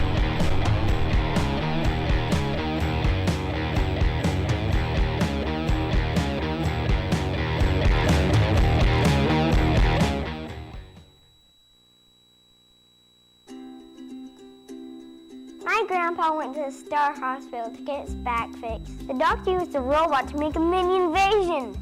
That's pretty cool. When Grandpa had his old back, he just laid on the couch and watched the news. But now we do cool stuff like fishing and hiking. We provide comprehensive spine care and minimally invasive orthopedic procedures at 8 Star hospitals all along the Wasatch Front. Look for the star. Wonder where they keep all the robots. 35-31 Pineview. It didn't take them long to take the lead back. Reimer with the touchdown grab from Croton. Croton, the senior, he's been impressive. He throws a nice ball. He puts it where it needs to be. He doesn't hold it very long. He's thrown a couple of errant passes, and they have put a lot of pressure on him, and he's stood in there. Both of these quarterbacks impressive tonight. Here's Webb. Webb with a seam. He's out to the 30-yard line. And that's where Ridgeline will take over. So Ridgeline took a 10-0 lead, then a 17-7 lead, then fell behind 28-17, and then they answered and took the lead back 31-28, which I think is a good sign for Coach Van Leeuwen's squad. Now they're in a full-on shootout, and they find themselves trailing by 4 again. And Cox is going to be the quarterback. We've seen Jensen for a series and a couple other plays here and there, but they've mostly gone with Cox.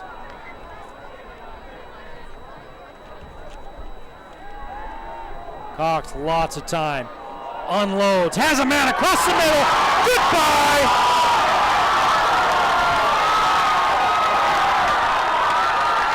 Cox to Simmons, 70-yard touchdown, Ridgeline! 70 yards. Cox to Strat Simmons, the sophomore, with the score. And the Seesaw continues to turn here at the Looney Bin.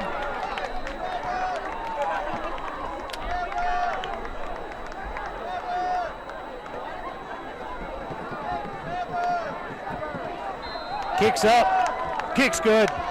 38-35. Ridgeline back on top.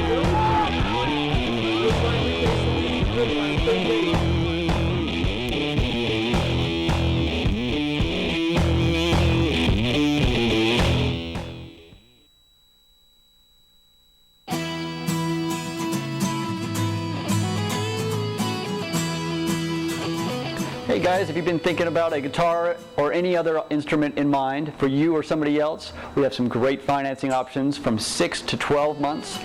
Yamaha's doing a 12-month plan right now. Come in, get some time to pay it off, and have no interest for up to a year.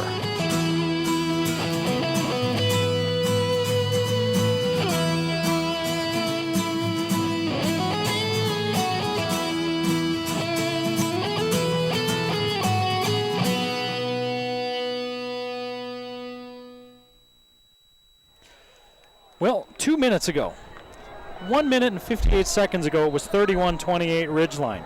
Pineview scored to make it 35-31.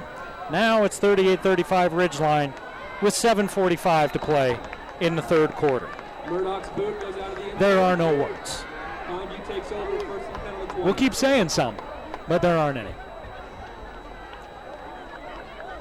I just want to remind you, the last time we saw this Pineview team against the Travis Van Leeuwen offense was the last game of the season last year against Logan. 68-50 was the final in that one. I mean, we're on our way because it's 38-35 with 7:40 to play in the third. Here's the give.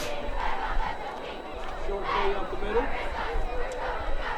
Looked like that was Lung Choi that time with 2 yards. Pineview's putting it on the ground a little more now. Brown with the quarterback keeper. Croton's going to keep that. Cameron Downey on the stop. He picks up 8. He's had 3 rushes as Croton here in this third quarter. Trying to slow down that pass rush a little. Nice play defensively, nice catch offensively. Michael Moore with the reception. Is Moore with the grab, 4 yards.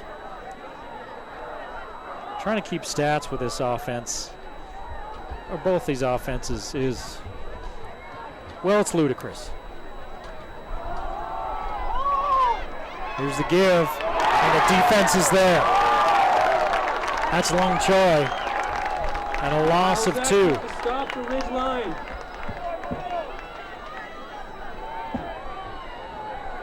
Third down and 8. See if Ridgeline brings the heat. They're bringing 4. Croton steps in, hit as he throws, delivers a strike. Right on target to Moore. Crowd's pass complete to Moore. 13 yards on 3rd and 8.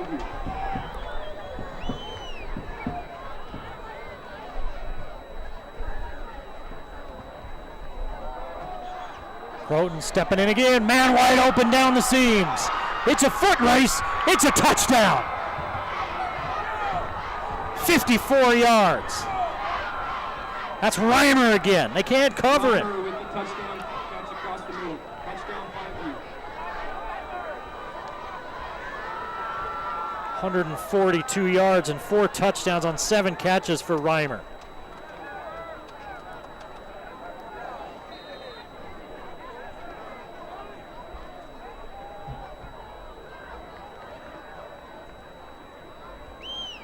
$315 yards and 4 touchdowns through the air. 5 touchdowns through the air for Croton. PAT's good. It's 42-38. Pineview back on top.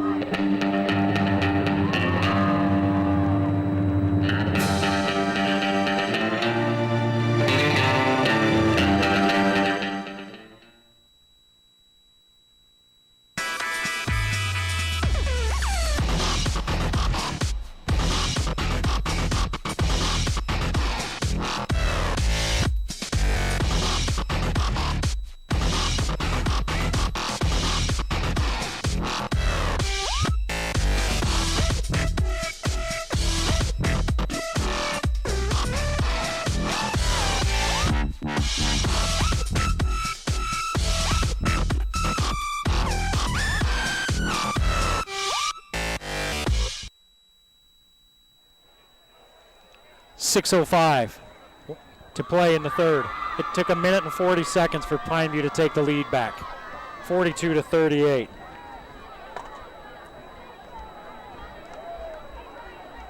This is insane.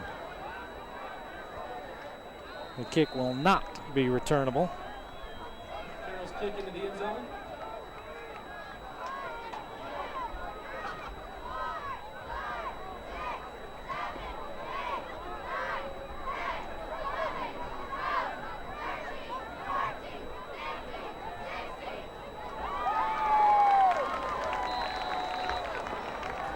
Croton, 315 yards and 5 touchdowns.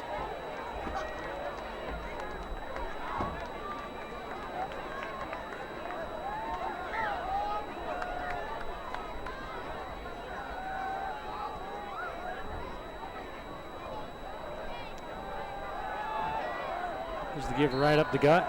Not much there. Jensen hands the ball off to Mooney.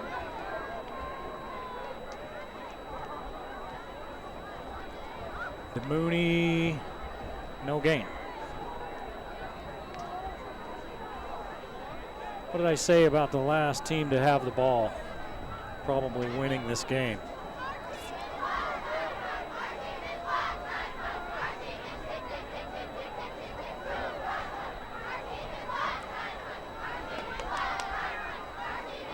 It's Jensen in there right now. Jensen throwing it into double coverage, and it's picked. There was only one receiver deep. He was double covered. They threw into double coverage, and it's picked off. Pass intercepted by number 13, Ian Jones. So 3 turnovers now for Ridgeline. And this one sets up the Pineview offense deep in Ridgeline territory.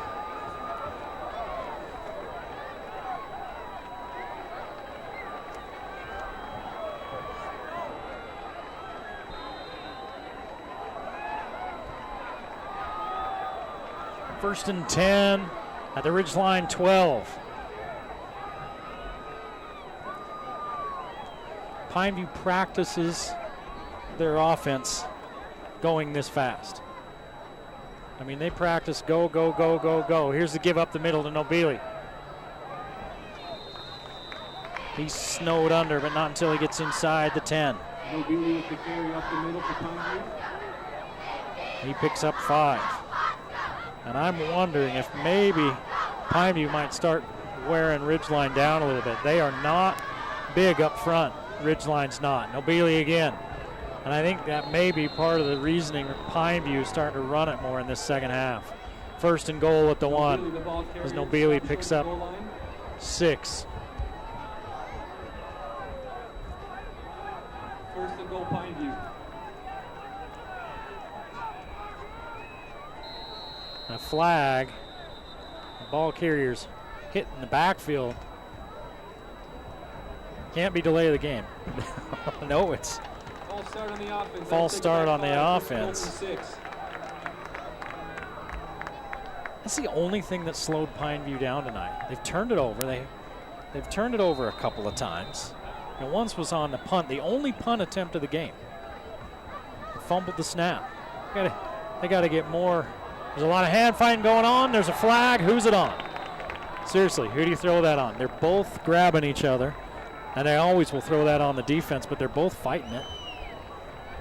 As somebody that used to play defense 50 pounds ago and 30 plus years, I hate that, but it's probably the right call. First down, Pineview. So Pineview with the first down. They'll go half the distance to the goal.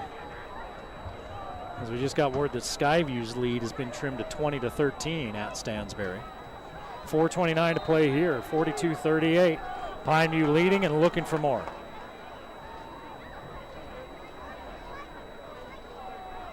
Croton alone in the backfield.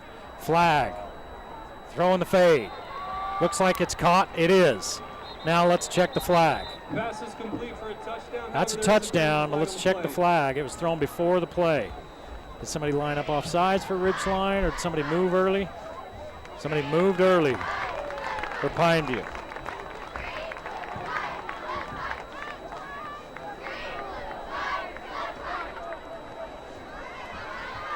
So it's first and goal again, and now it's out at the 6-yard line.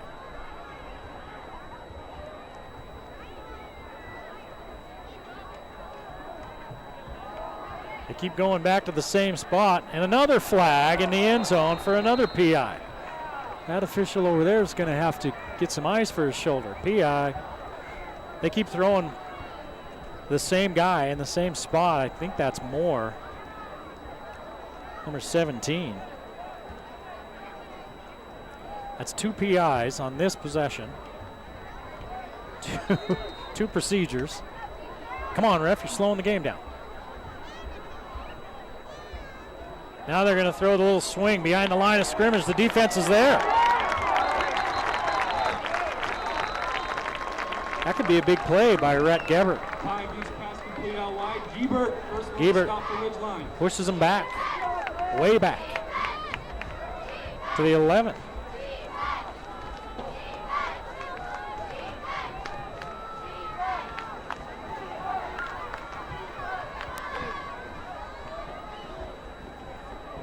So it's second and goal from the 11. Here comes the blitz from Croton's backside across the middle.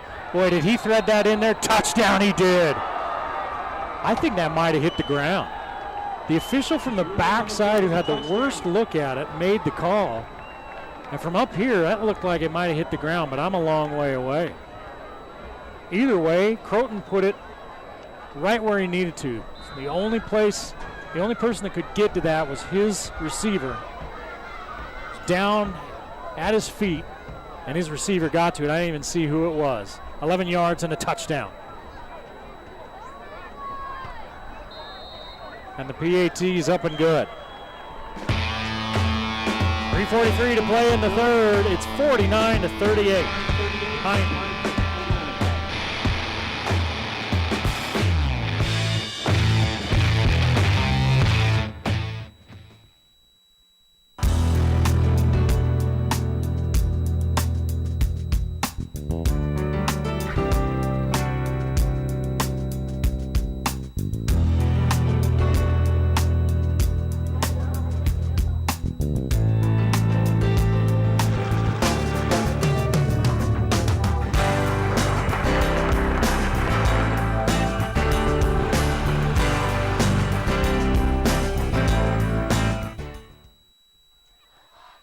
Those numbers right there, 49-38 with 3:43 to play in the third quarter. That's a basketball score.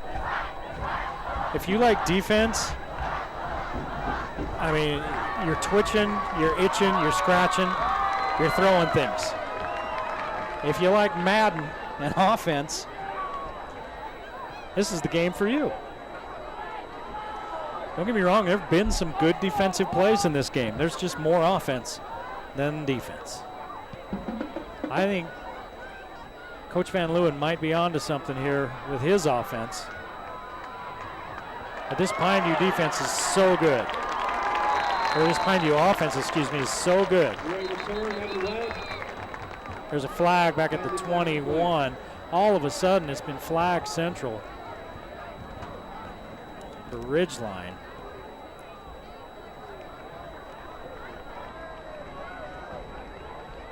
And Ridgeline's going to get backed up again. Now, a couple of them have only been like 1 yard penalties.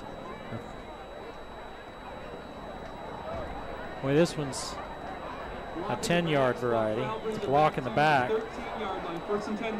30, 40, 50, 55 yards and penalties for Ridgeline. Pineview.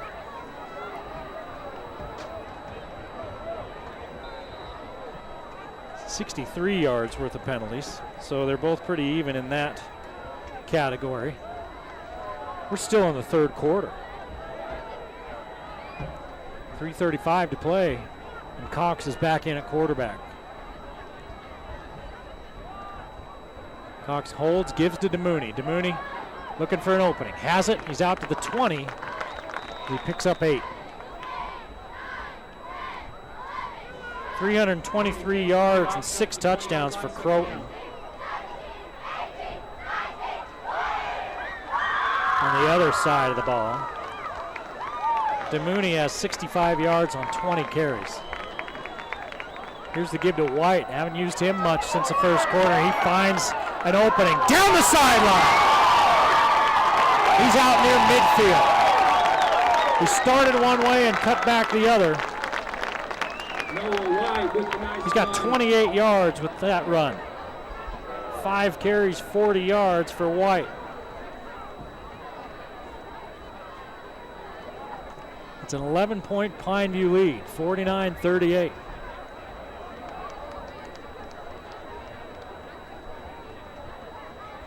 They fake the give to White.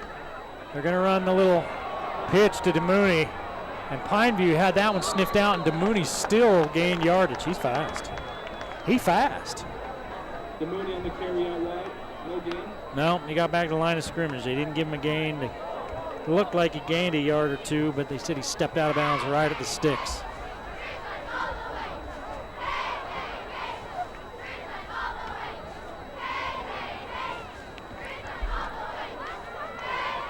$117 yards rushing as a team for Ridgeline. They're going to throw to Webb out on the edge in space. Makes a move, picks up a block inside the 40. To the 38. 14 yards. Nice pitch and run. First down, Ridgeline. His first grab since the second quarter.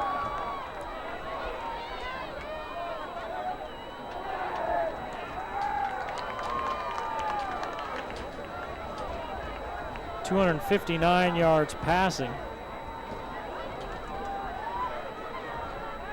Now for Cox. Fakes the give, throws just wide of his intended target. That was Simmons. Pass intended for Scott Simmons, complete.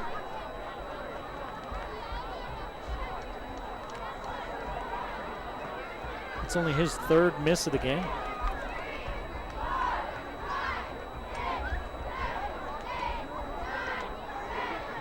$18 of 21. Unofficially. 2:27 to play in the third. Here's the give to DeMooney, going up the right side, big hole. DeMooney still on his feet, hauled down, but not until he picks up a first down down to the 25-yard line. 13 yards for DeMooney. DeMooney takes the counter all the way to the 25. First down, Ridgeline. DeMooney approaching 100. He's at 78 on 22 carries.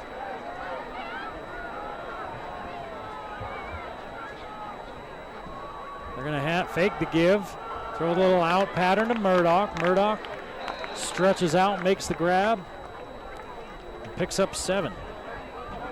Carter Murdoch on the reception.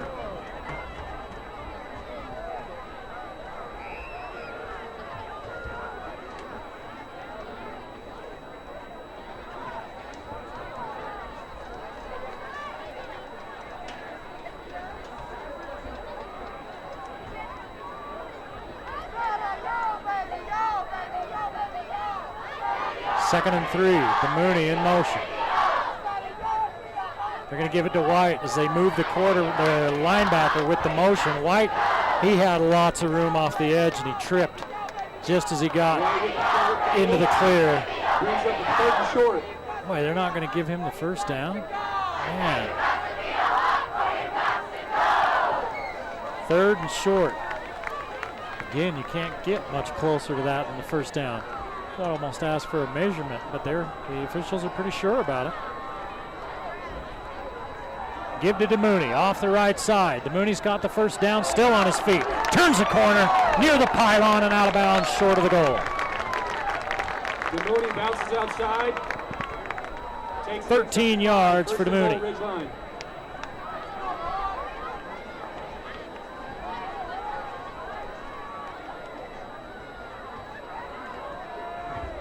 Jovessa DeMooney. Showing those DeMooney bloodlines are awfully good. Big brother playing at Stanford. White in motion, takes a backer with him. Hand late to DeMooney, looking for the goal line. Touchdown! Touchdown, Ridgeline! DeMooney with 94 yards rushing on 24 carries. That's his 4th touchdown run. So Ridgeline hanging in.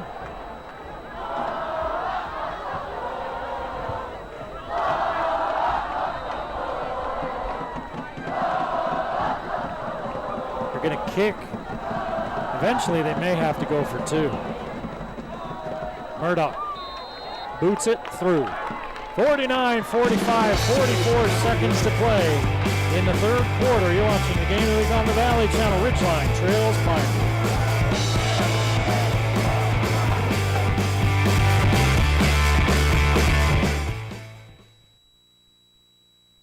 So, you bought your computer from one of those big box stores, or online, and now it's really slow, or just not working right. Target acquired. PCs Unlimited can fix it. Fixing computers is what we do, and we've been doing it for over 20 years. Service, repair, diagnostics, networking, upgrades, system and data recovery, all your computer needs. Our prices are low, and our customer service is the best. You won't get help from the big box or online. Come see the professionals at PCs Unlimited.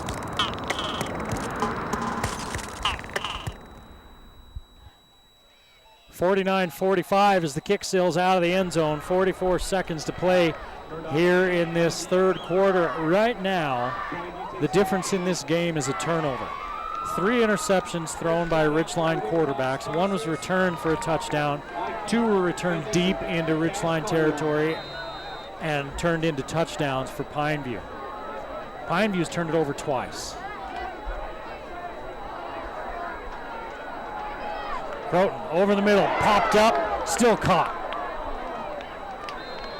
We've seen that a couple of times tonight where it's popped up and the Pineview receivers have still come up with it.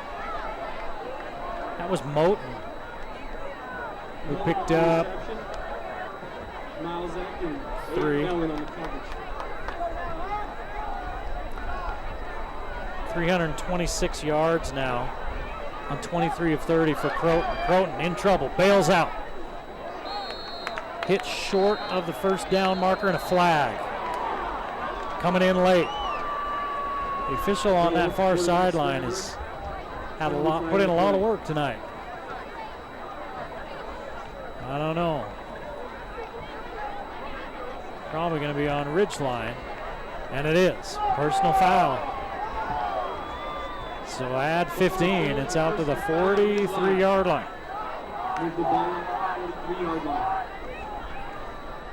So add that to 4 yards for the Croton run.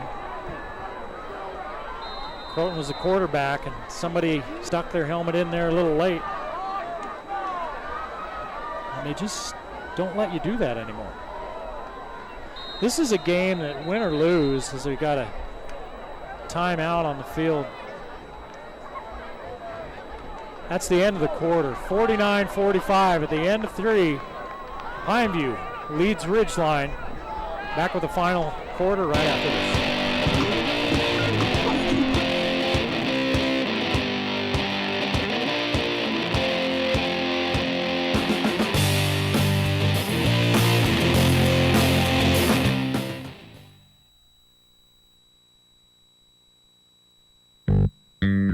Hi, Cash Valley. This is Fernando with the Factory Pizzeria.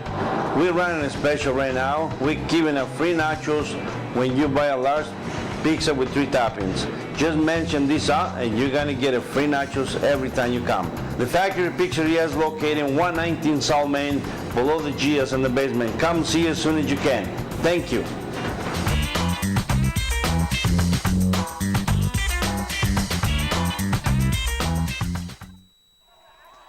We head to the fourth quarter in Millville. Ridgeline hosting Pineview. It's 49-45.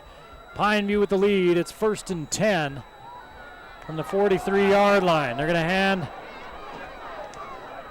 to Lung Choi. He's going to pick up good yardage. He picks up 9.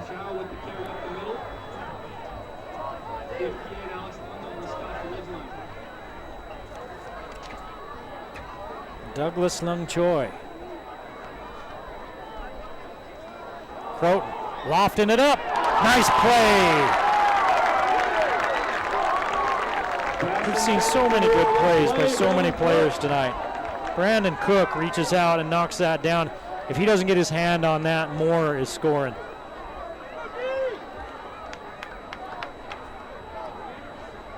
Moore is scoring the 7th receiving touchdown of the night for Pineview receivers. 2nd and 10, they're going right back to it. And Croton overthrows Moore. Pass intended for Moore. Cook on the coverage. And that time, Cook did a good job hanging on. He slowed down Moore enough to hold him up so he couldn't get there. 3rd and 10. Croton over the middle. Moore running the wrong way. Gets out of a tackle. Picks up 2. All that for 2 yards. Moore on the reception. He's got 73 yards on 10 grabs. Now are we going to see our first punt of the night? Pineview's only 2 of 7. Check that, 3 of 7 on 3rd down. Last time, the only punt of the game, the punter right here fumbled the snap. He catches this one. And here we go, ladies and gentlemen, a punt sighting. That's Webb, fields the punt, returns it a few yards up to about the 16-yard line and Ridgeline with a chance to take the lead. They're 84 yards away from taking the lead. Here in the second half, we've seen Cox and Jensen get some snaps. Let's see who the quarterback is on this possession. It's Cox.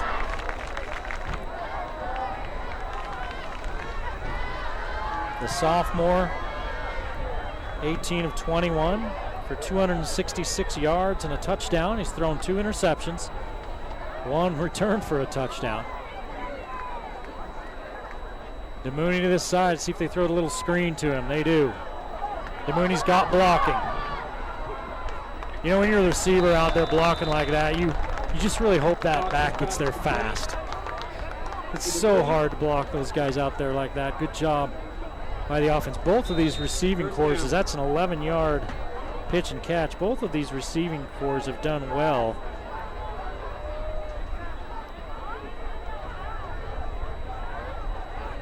Blocking on the outside. We've seen both teams run that play multiple times. Here's the give to White. DeMooney leads the way. White turns the corner, steps out of bounds after a short gain, maybe 3. He's got 46 yards on 7 carries. Guys, we've got a lost iPhone in the press box. Come see us for a lost iPhone. 152 yards on the ground so far for Ridgeline. DeMooney has 94 of them.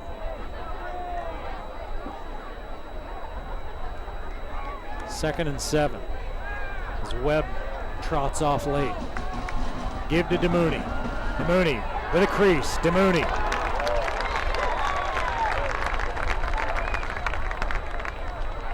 $12 yards for DeMooney.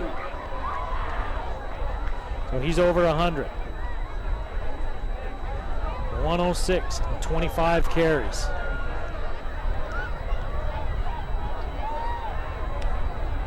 Gorgeous evening here at Millville, Utah, home of Ridgeline High School in their 4th season. Cox throws the little toss out to Holmgren.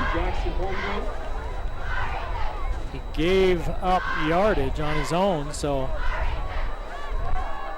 it's going to be about it's going to end up being about a 5-yard gain.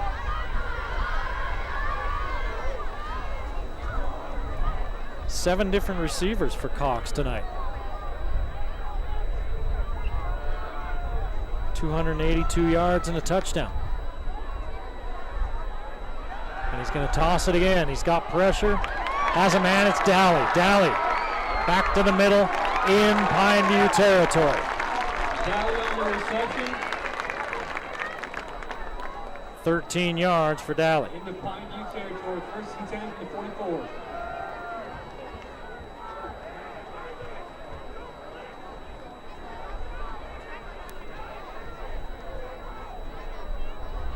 Cox has been efficient. I mean, unofficially, I only have him missing on 4 passes. Here's the give to White. White spins his way down to, out to about the 40-yard line. Maybe a pickup of 4. Now they're going to mark him back, so it's a pickup of 3.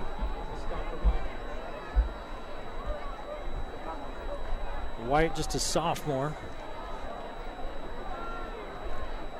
along with Cox. We're going to have some guys back next year. I mean, we just started this year. What are we talking about next year for? DeMooney's a junior. We got White out for the swing. He's in space. Let's see what he can do. He's got the first down. He's got more. He's down to the 30-yard line. It's an 11-yard gain on 2nd and 7.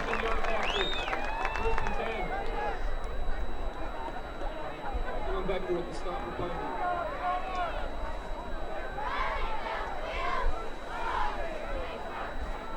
11-yard gain on 2nd and 7.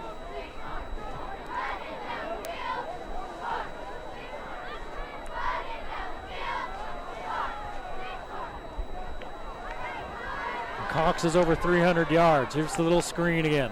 This time to Holmgren. Holmgren bullies his way down. Holmgren with the reception. To about the 23, 7 yards.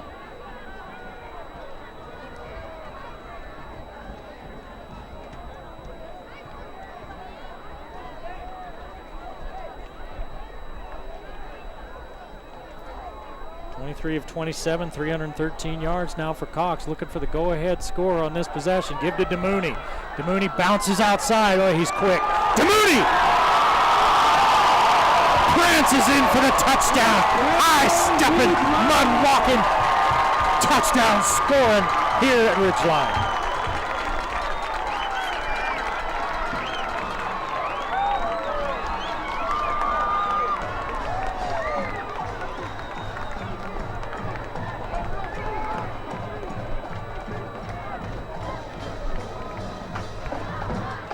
.23 yards.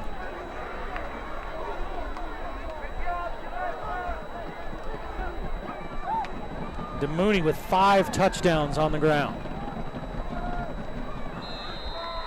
PAT is good. 52-49. Ridgeline leads by field goal with 7:31 to play in the game. Don't go anywhere. Pineview gets the ball next.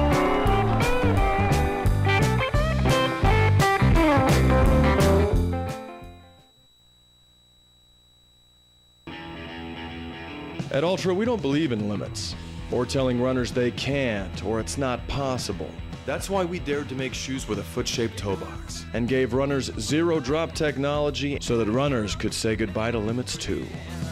Ultra invites you to experience the difference everyone's talking about with zero risk. Love your run or send them back within 30 days, no questions asked. Get your pair today at ultrarunning.com. Ultra, zero limits. You know, we started and ended the season last year with this Pineview team, and both of them were just shootouts. Does this one go the kick into the end zone? They lost to Green Canyon to start the season, did Pineview, 45-38. Then they beat Logan 68-50. We talked about that earlier if you're just joining us. Now they trail 52-49. There's 7.5 minutes left in this game. And I mean, that's enough time for Pineview to score 3 more touchdowns. Let's see if Ridgeline can keep up. Ridgeline doing a good job of taking some time off the clock on that possession. Croton across the middle. Delivers another strike. This one to Reimer for 11. Reimer's got 153 and 4 touchdowns. 339 for Croton. Croton's going to throw again. Has a man right in his hands. Oh, he dropped it. That's a fumble. No, they're going to say incomplete. Wow, I don't know. That might be a fumble unless he was juggling it. That was Moulton. And he was running free, and Croton put it right there. He couldn't have run out there and handed it to him any more accurately. This Croton kid is impressive. So many weapons. 2nd and 10. Ridgeline breathes a big sigh of relief. And Pineview says, that's fine. We got more plays. Still got the ball. Here's the give to Nobili. Nobili in the clear. Across midfield. Finally meets somebody that can take him down. And not until after he picks up 22 yards. Nobili 9 carries, 50 yards. He had 3 yards at the half.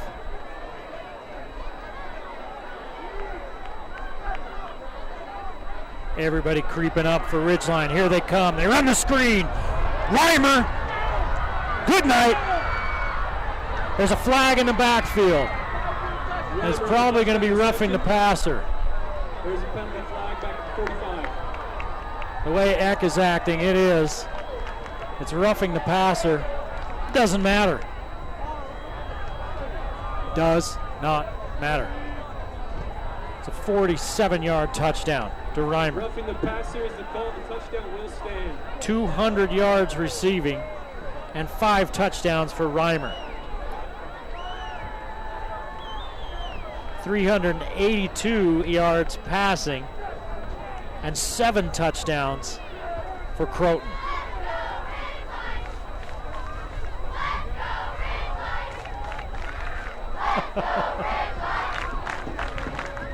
They're going to score more in this game than they did in that last game against Logan, between the two teams. The AT's good. 56-52, 6:43 to play in the game. Ridgeline, you're up next.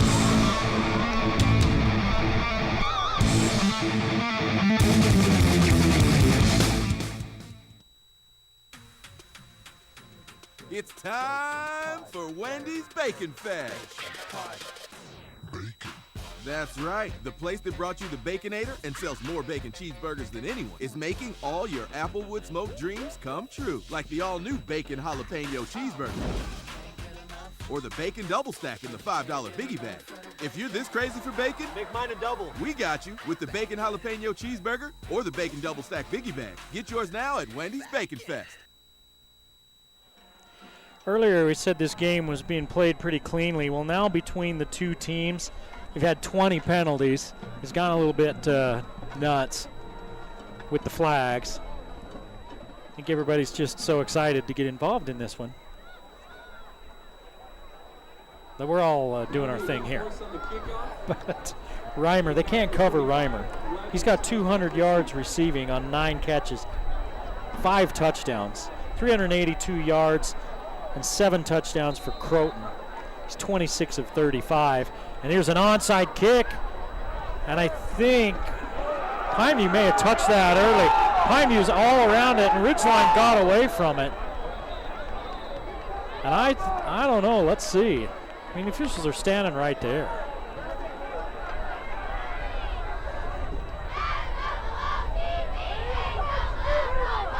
There's a flag on the far sideline. I think his coaches are on the field. Really a sideline one. I don't think the officials know what they're going to call. Illegal touching. Okay, they figured it out. They all got together. They talked about it, which is what you're supposed to do. So Pineview touched it before it went 10 yards. When there was a big group of people, it looked like it might have touched one of the Pineview players as he was running past it. If not for that, that was executed almost perfectly by Pineview. They showed it, they did it. Ridgeline got away from it, and Pineview just kind of kept following the ball until there was nothing but white jerseys around it, and it got to 10 yards and they pounced. But they touched it too soon. And Ridgeline with an empty backfield, 5 wide receivers for Cox. 3-man rush. 8 out there, and Mooney can't catch it. Cox kind of throws his head back like, because DeMooney had space. And he has shown already he is fast. Cox 313 yards and a touchdown. 23 of 28. 2 picks in his debut as a sophomore.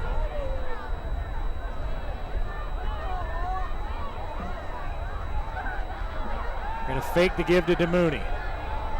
He's going to go underneath to Webb. Webb, did he catch it? He did. There's a flag back in the area of a hold. There's only a 3-man rush and they held. No, it's an illegal man downfield for Ridgeline.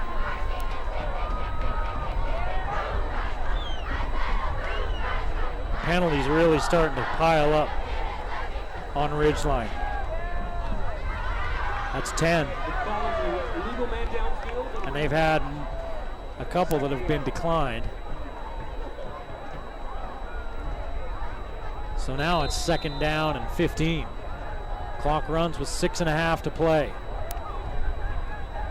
This possession could be the ball game for Ridgeline, because if Pineview gets the ball back, they're not going to run the clock out. They're just going to put another touchdown up. Say, fine, go ahead. See if you got enough time to score 2 on us. 3-man rush. Cox, lots of time. Over the middle. Good grab. Webb, 9 yards by Webb.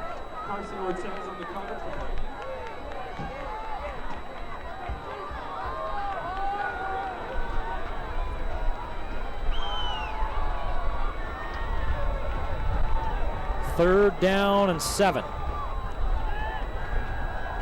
3 of 8 on 3rd down for Ridgeline. 3-man rush. Cox slings it in there to Murdoch.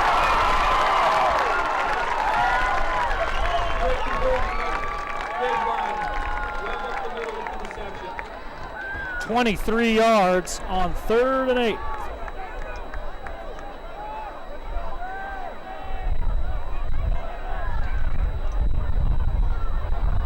As you can hear, the wind is picked up here. Again, we're up on top of the booth, so it may not be as windy down on field level. Fake the give to DeMooney. Looking down the sideline. Here's the throw. We got a flag, and it looks like the catch was made down at the 10. It's a 27-yard reception. Let's see what the call is. If they're consistent, it's going to be defensive PI. Oh, they call offensive pass interference.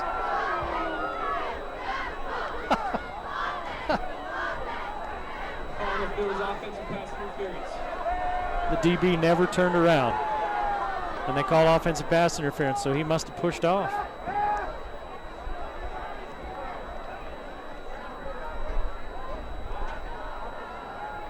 I thought for sure that was defensive one, because the defensive back never turned around. If they were hand fighting, that's been, okay. Next play. The guy in the stripes is way closer than I am.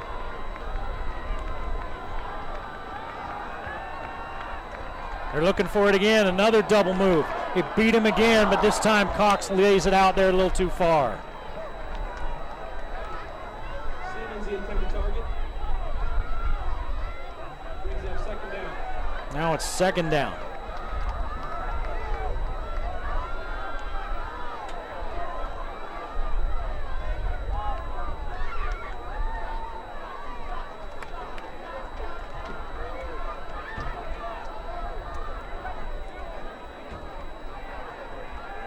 Apparently that was a 12-yard penalty, that offensive pass interference. They marked off 12 yards on that.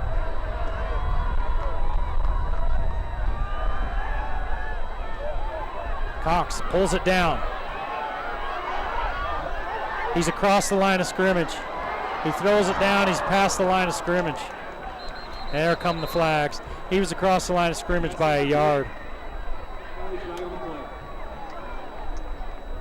Again, that's a sophomore mistake. Tuck it down, get as many yards as you can. It reminds me an awful lot of Big Brother Travis.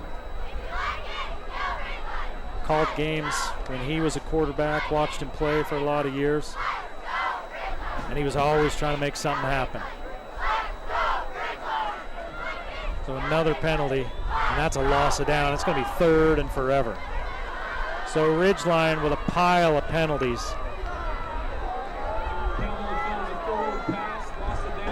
On this possession. Skyview beats Stansbury 27-20.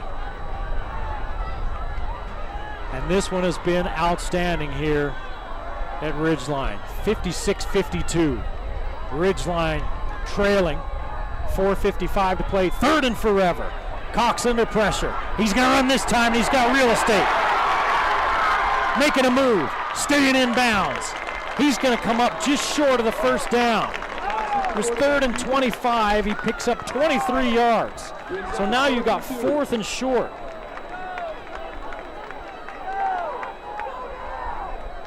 Let's go, Hawks fans. Cheer us on. Let's go. 4 of 9 on 3rd downs tonight. Before that play, it's 4th and 2. And this is probably your ball game. 56-52. They're going to need new light bulbs for the scoreboard here when this one's done. 4th and 2. They're going to give it to White. First down and more.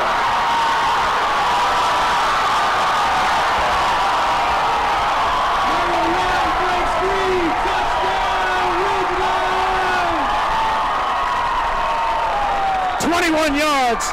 Knock, knock, knocking on the lead's door. Ridgeline retakes the lead.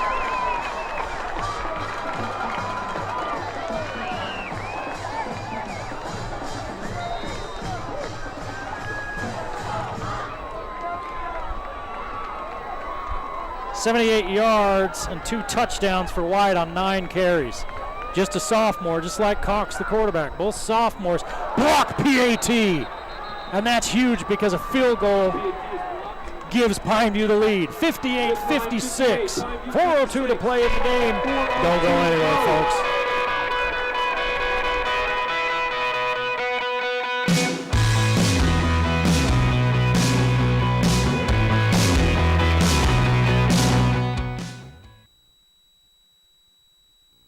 When I finally got tired of playing through knee pain, I went to a surgeon I'd heard good things about.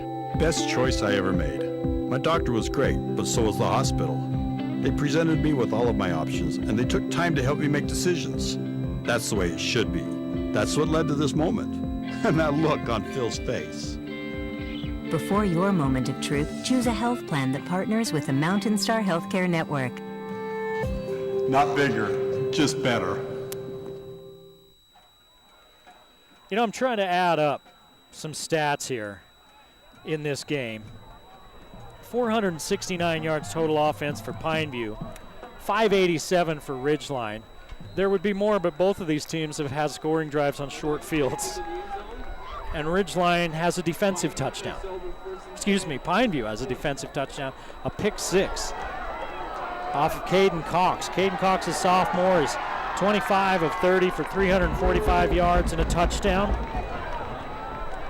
Jovessa DeMooney has 26 carries for 129 yards and 5 touchdowns for Ridgeline. For Pineview, we'll get to their numbers in just a second. Croton hit right in the mouth as he gets rid of it, and a flag before and procedure on Pineview. Again, we started this game with not many flags. We've had a lot since then. Croton on the night, unofficially 26 of 35, 382 yards, 7 touchdowns. Reimer, 9 catches, 5 touchdowns, 200 yards. Croton throws it a little bit behind. He could never get his feet under, and he couldn't get comfortable there, as he had some pressure right in his face from Cade Hansen. Pineview's done a good job of identifying when those linebackers are coming and vacating, and they're finding things on screens and little underneath passes and getting their offensive players in space and making plays. 2nd and 15. Croton across the middle. The receiver looked like he was held up.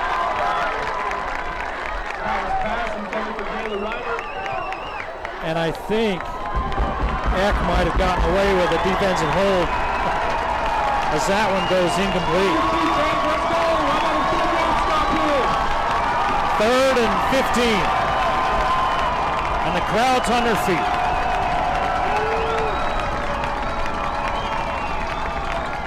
Croton took a shot right in the mouth at the end of that play, right after the pass. Pineview's going to call a timeout.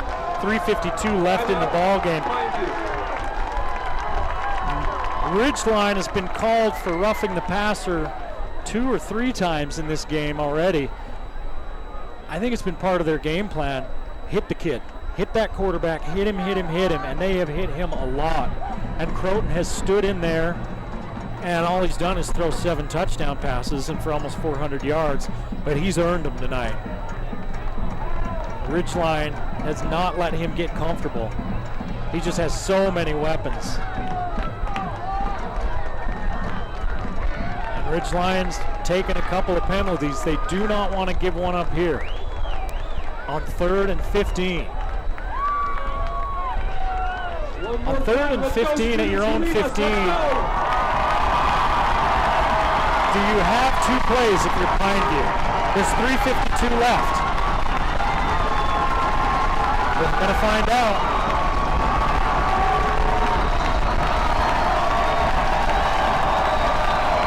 Reimer in motion. Croton over the middle. Man running free. It's Moulton. Big gain on 3rd and 15. Brown's pass complete to Isaiah Moulton. Moulton runs out of bounds inside the 25. 64 yards. 446 yards for Croton. 137 yards receiving for Moulton, and a flag. Offsides on the defense.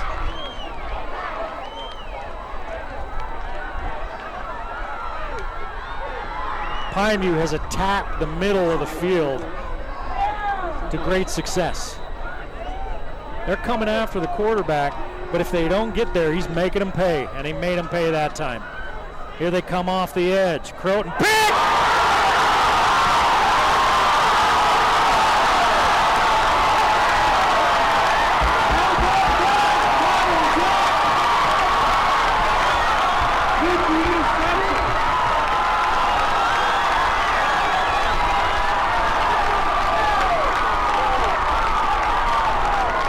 Miles Eck just turned this stadium into Sailors on Leave night.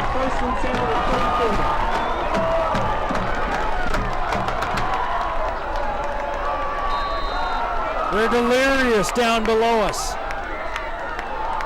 And Ridgeline, with a 58-56 lead, takes over. They've shown the ability to run the ball tonight. Let's see if they can do it now when it really matters.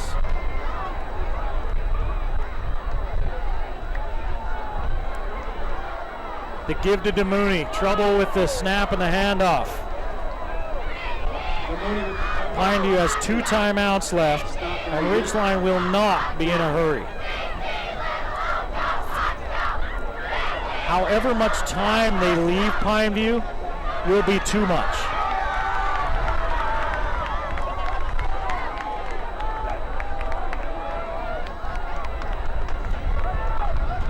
Under 3 minutes.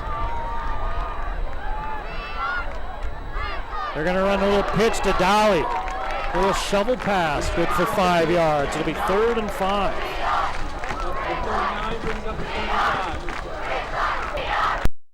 Coach Van Leeuwen's called a pretty good game for his song caller.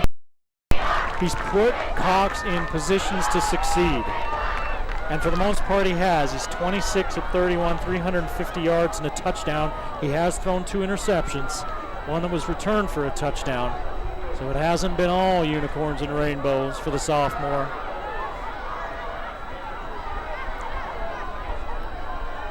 Four of 10 on 3rd downs. This one's huge. Here comes pressure. Cox unloads across his body. Oh. You know what? That defensive back grabbed a hold of Webb, yanked him around, and no flag. In high school, it doesn't have to be catchable. And the officials decided not to throw it. 1:57 to play, and Ridgeline will punt for the first time. No, they won't. Oh my gosh.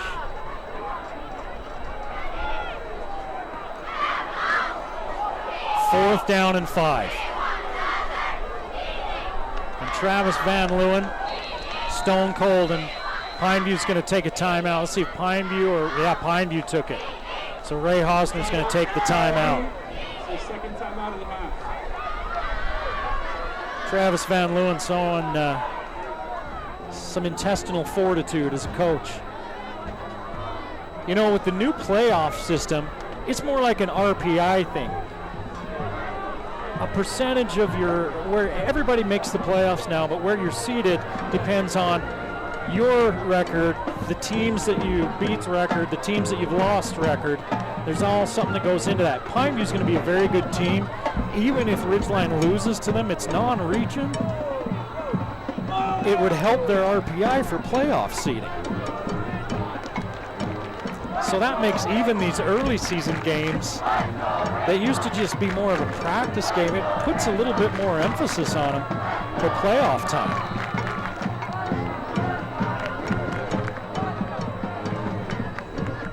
But this is unreal. 4th down and 5. Coach Van Leeuwen's got a sophomore quarterback in his first start. Ridgeline leads 58-56 with 1:57 to play, and they're going to go for it. Let's see if they try to draw Pineview off sides and then punt the ball away. And that may be why Coach Hosner took the timeout to talk to his defense a little bit.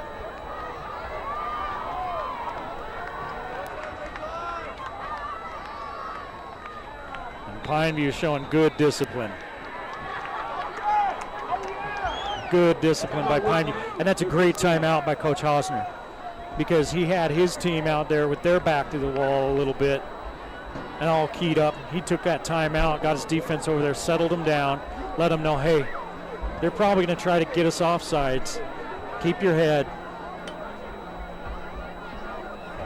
We've just seen such a great game all the way around, from players making plays to these coaches. Travis Van Leeuwen, I think, is an up-and-coming star. It's his 2nd year as a coach.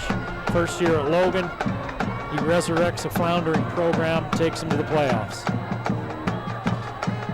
And it looks like he may be onto something here at Ridgeline as well, because they are leading a very good Pineview team, 58-56, with less than 2 minutes to play in the ball game. Now, they still didn't bring their punter out.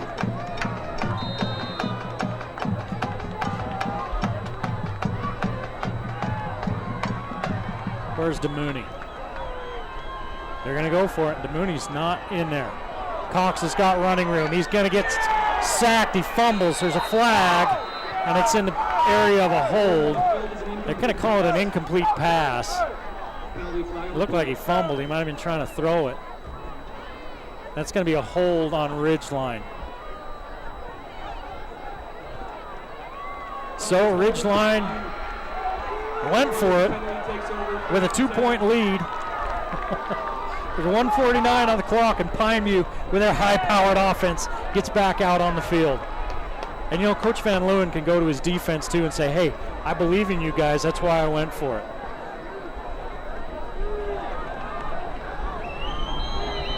Well, that's a tall order putting him out there against this offense.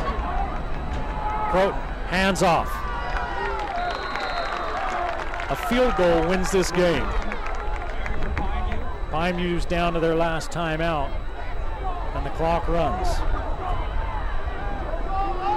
Nobili with a yard. 1,000 yards of total offense in this one. Little swing pass to Nobili. He's got blocking. He's got good blocking. And Ridgeline defenders wanting a holding call. They're not going to get it. All the times that both teams have run that play, they've only called holding once on either team, and that was against Pineview, I believe. I don't think they called it against Ridgeline.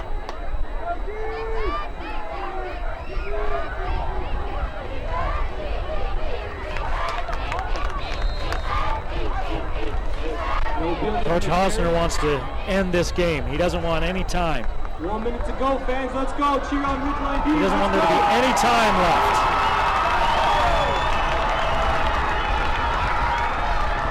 There's 50 seconds left.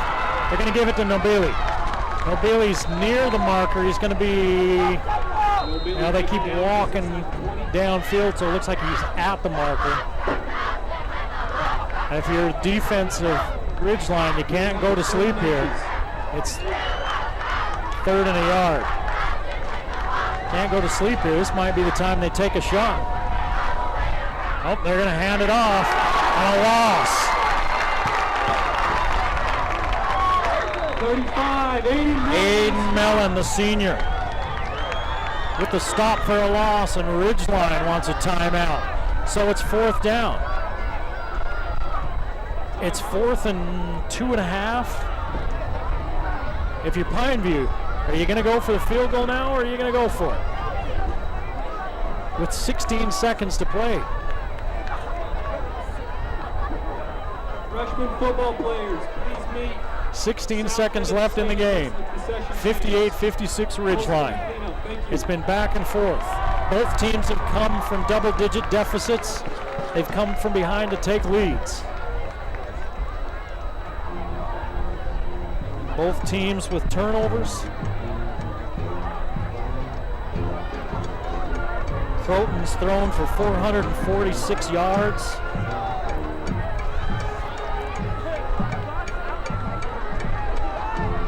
They've rushed for, Pineview's rushed for 100 yards. Ridgeline has about 600 yards of offense. So a field goal attempt for the win by McCarroll. Well, for the lead, there's enough time. Ridgeline will get the ball. And if you're Ridgeline, you don't want to jump off sides either.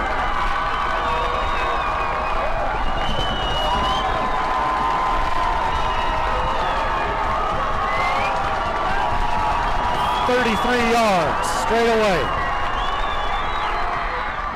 Kick looks good. No good!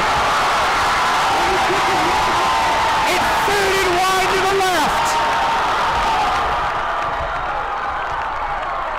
Ridgeline's got to get off the field. The game's not over.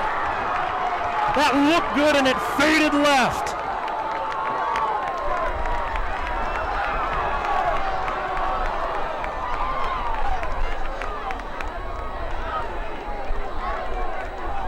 So Ridgeline, a bunch of players stormed the field. There's still 13 seconds left. The white hat threw the flag. Do they give him a warning or do they call a penalty? Unsportsmanlike on Ridgeline. It's their ball. There's one timeout left for Pineview. You're going to take a couple of knees here. And Caden Cox, the sophomore, Fans, please remain in their seats until both teams have has engineered what looks like a come-from-behind victory over a Pineview team that's considered one of the tops in 4A.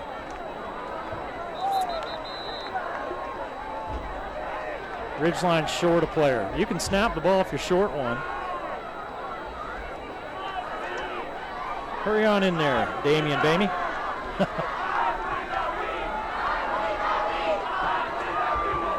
Ridgeline in the victory formation.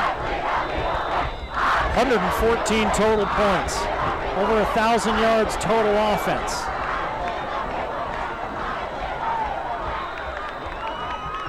And Ridgeline has to call timeout and make sure they've got everybody they need out there. Ridgeline uses another timeout. Well, next week, it's Stansbury at Logan, and then after that, we're at the Rocky Mountain kickoff at USU. Skyview against Shelley kicking off at 5:30 p.m., and Logan taking on Preston at 8 in the doubleheader. We're back here at Ridgeline on the 6th of September as they host Highland of Idaho. That's Highland out of Pocatello, always a power team up there. And then we get into the region schedule. Green Canyon at Skyview on the 13th of September. Mountain Crest at Green Canyon on the 20th of September, and then Green Canyon again as they take on Bear River on the 27th of September. Into October at Skyview at Logan, Mountain Crest at Ridgeline, and we end off with Providence Hall at Skyview, and then the first two rounds of the playoffs. But what a way to get the 2019 football season kicked off here tonight in just an unreal game.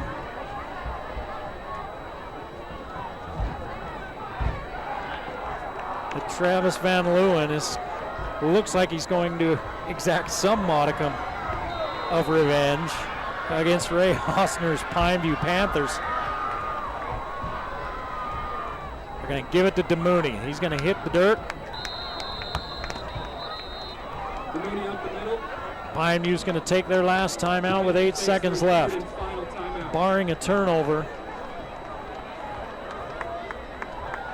This one will go in the record book somewhere. And we're pushing 3 hours on this one too, with all the passing and the penalties and everything else.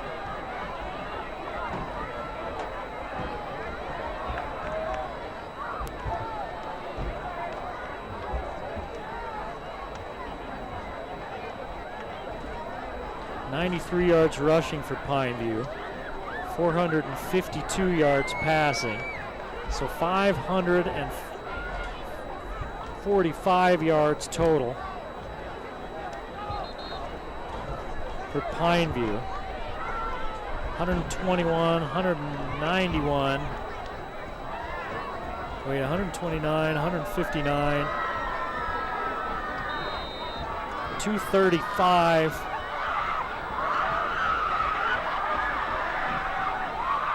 625 for Ridgeline, and Ridgeline pulls the upset. 58-56 in a whale of a game. We hope you enjoyed it. Thanks for joining us for the Game of the Week on the Valley Channel. We'll see you next week at Logan.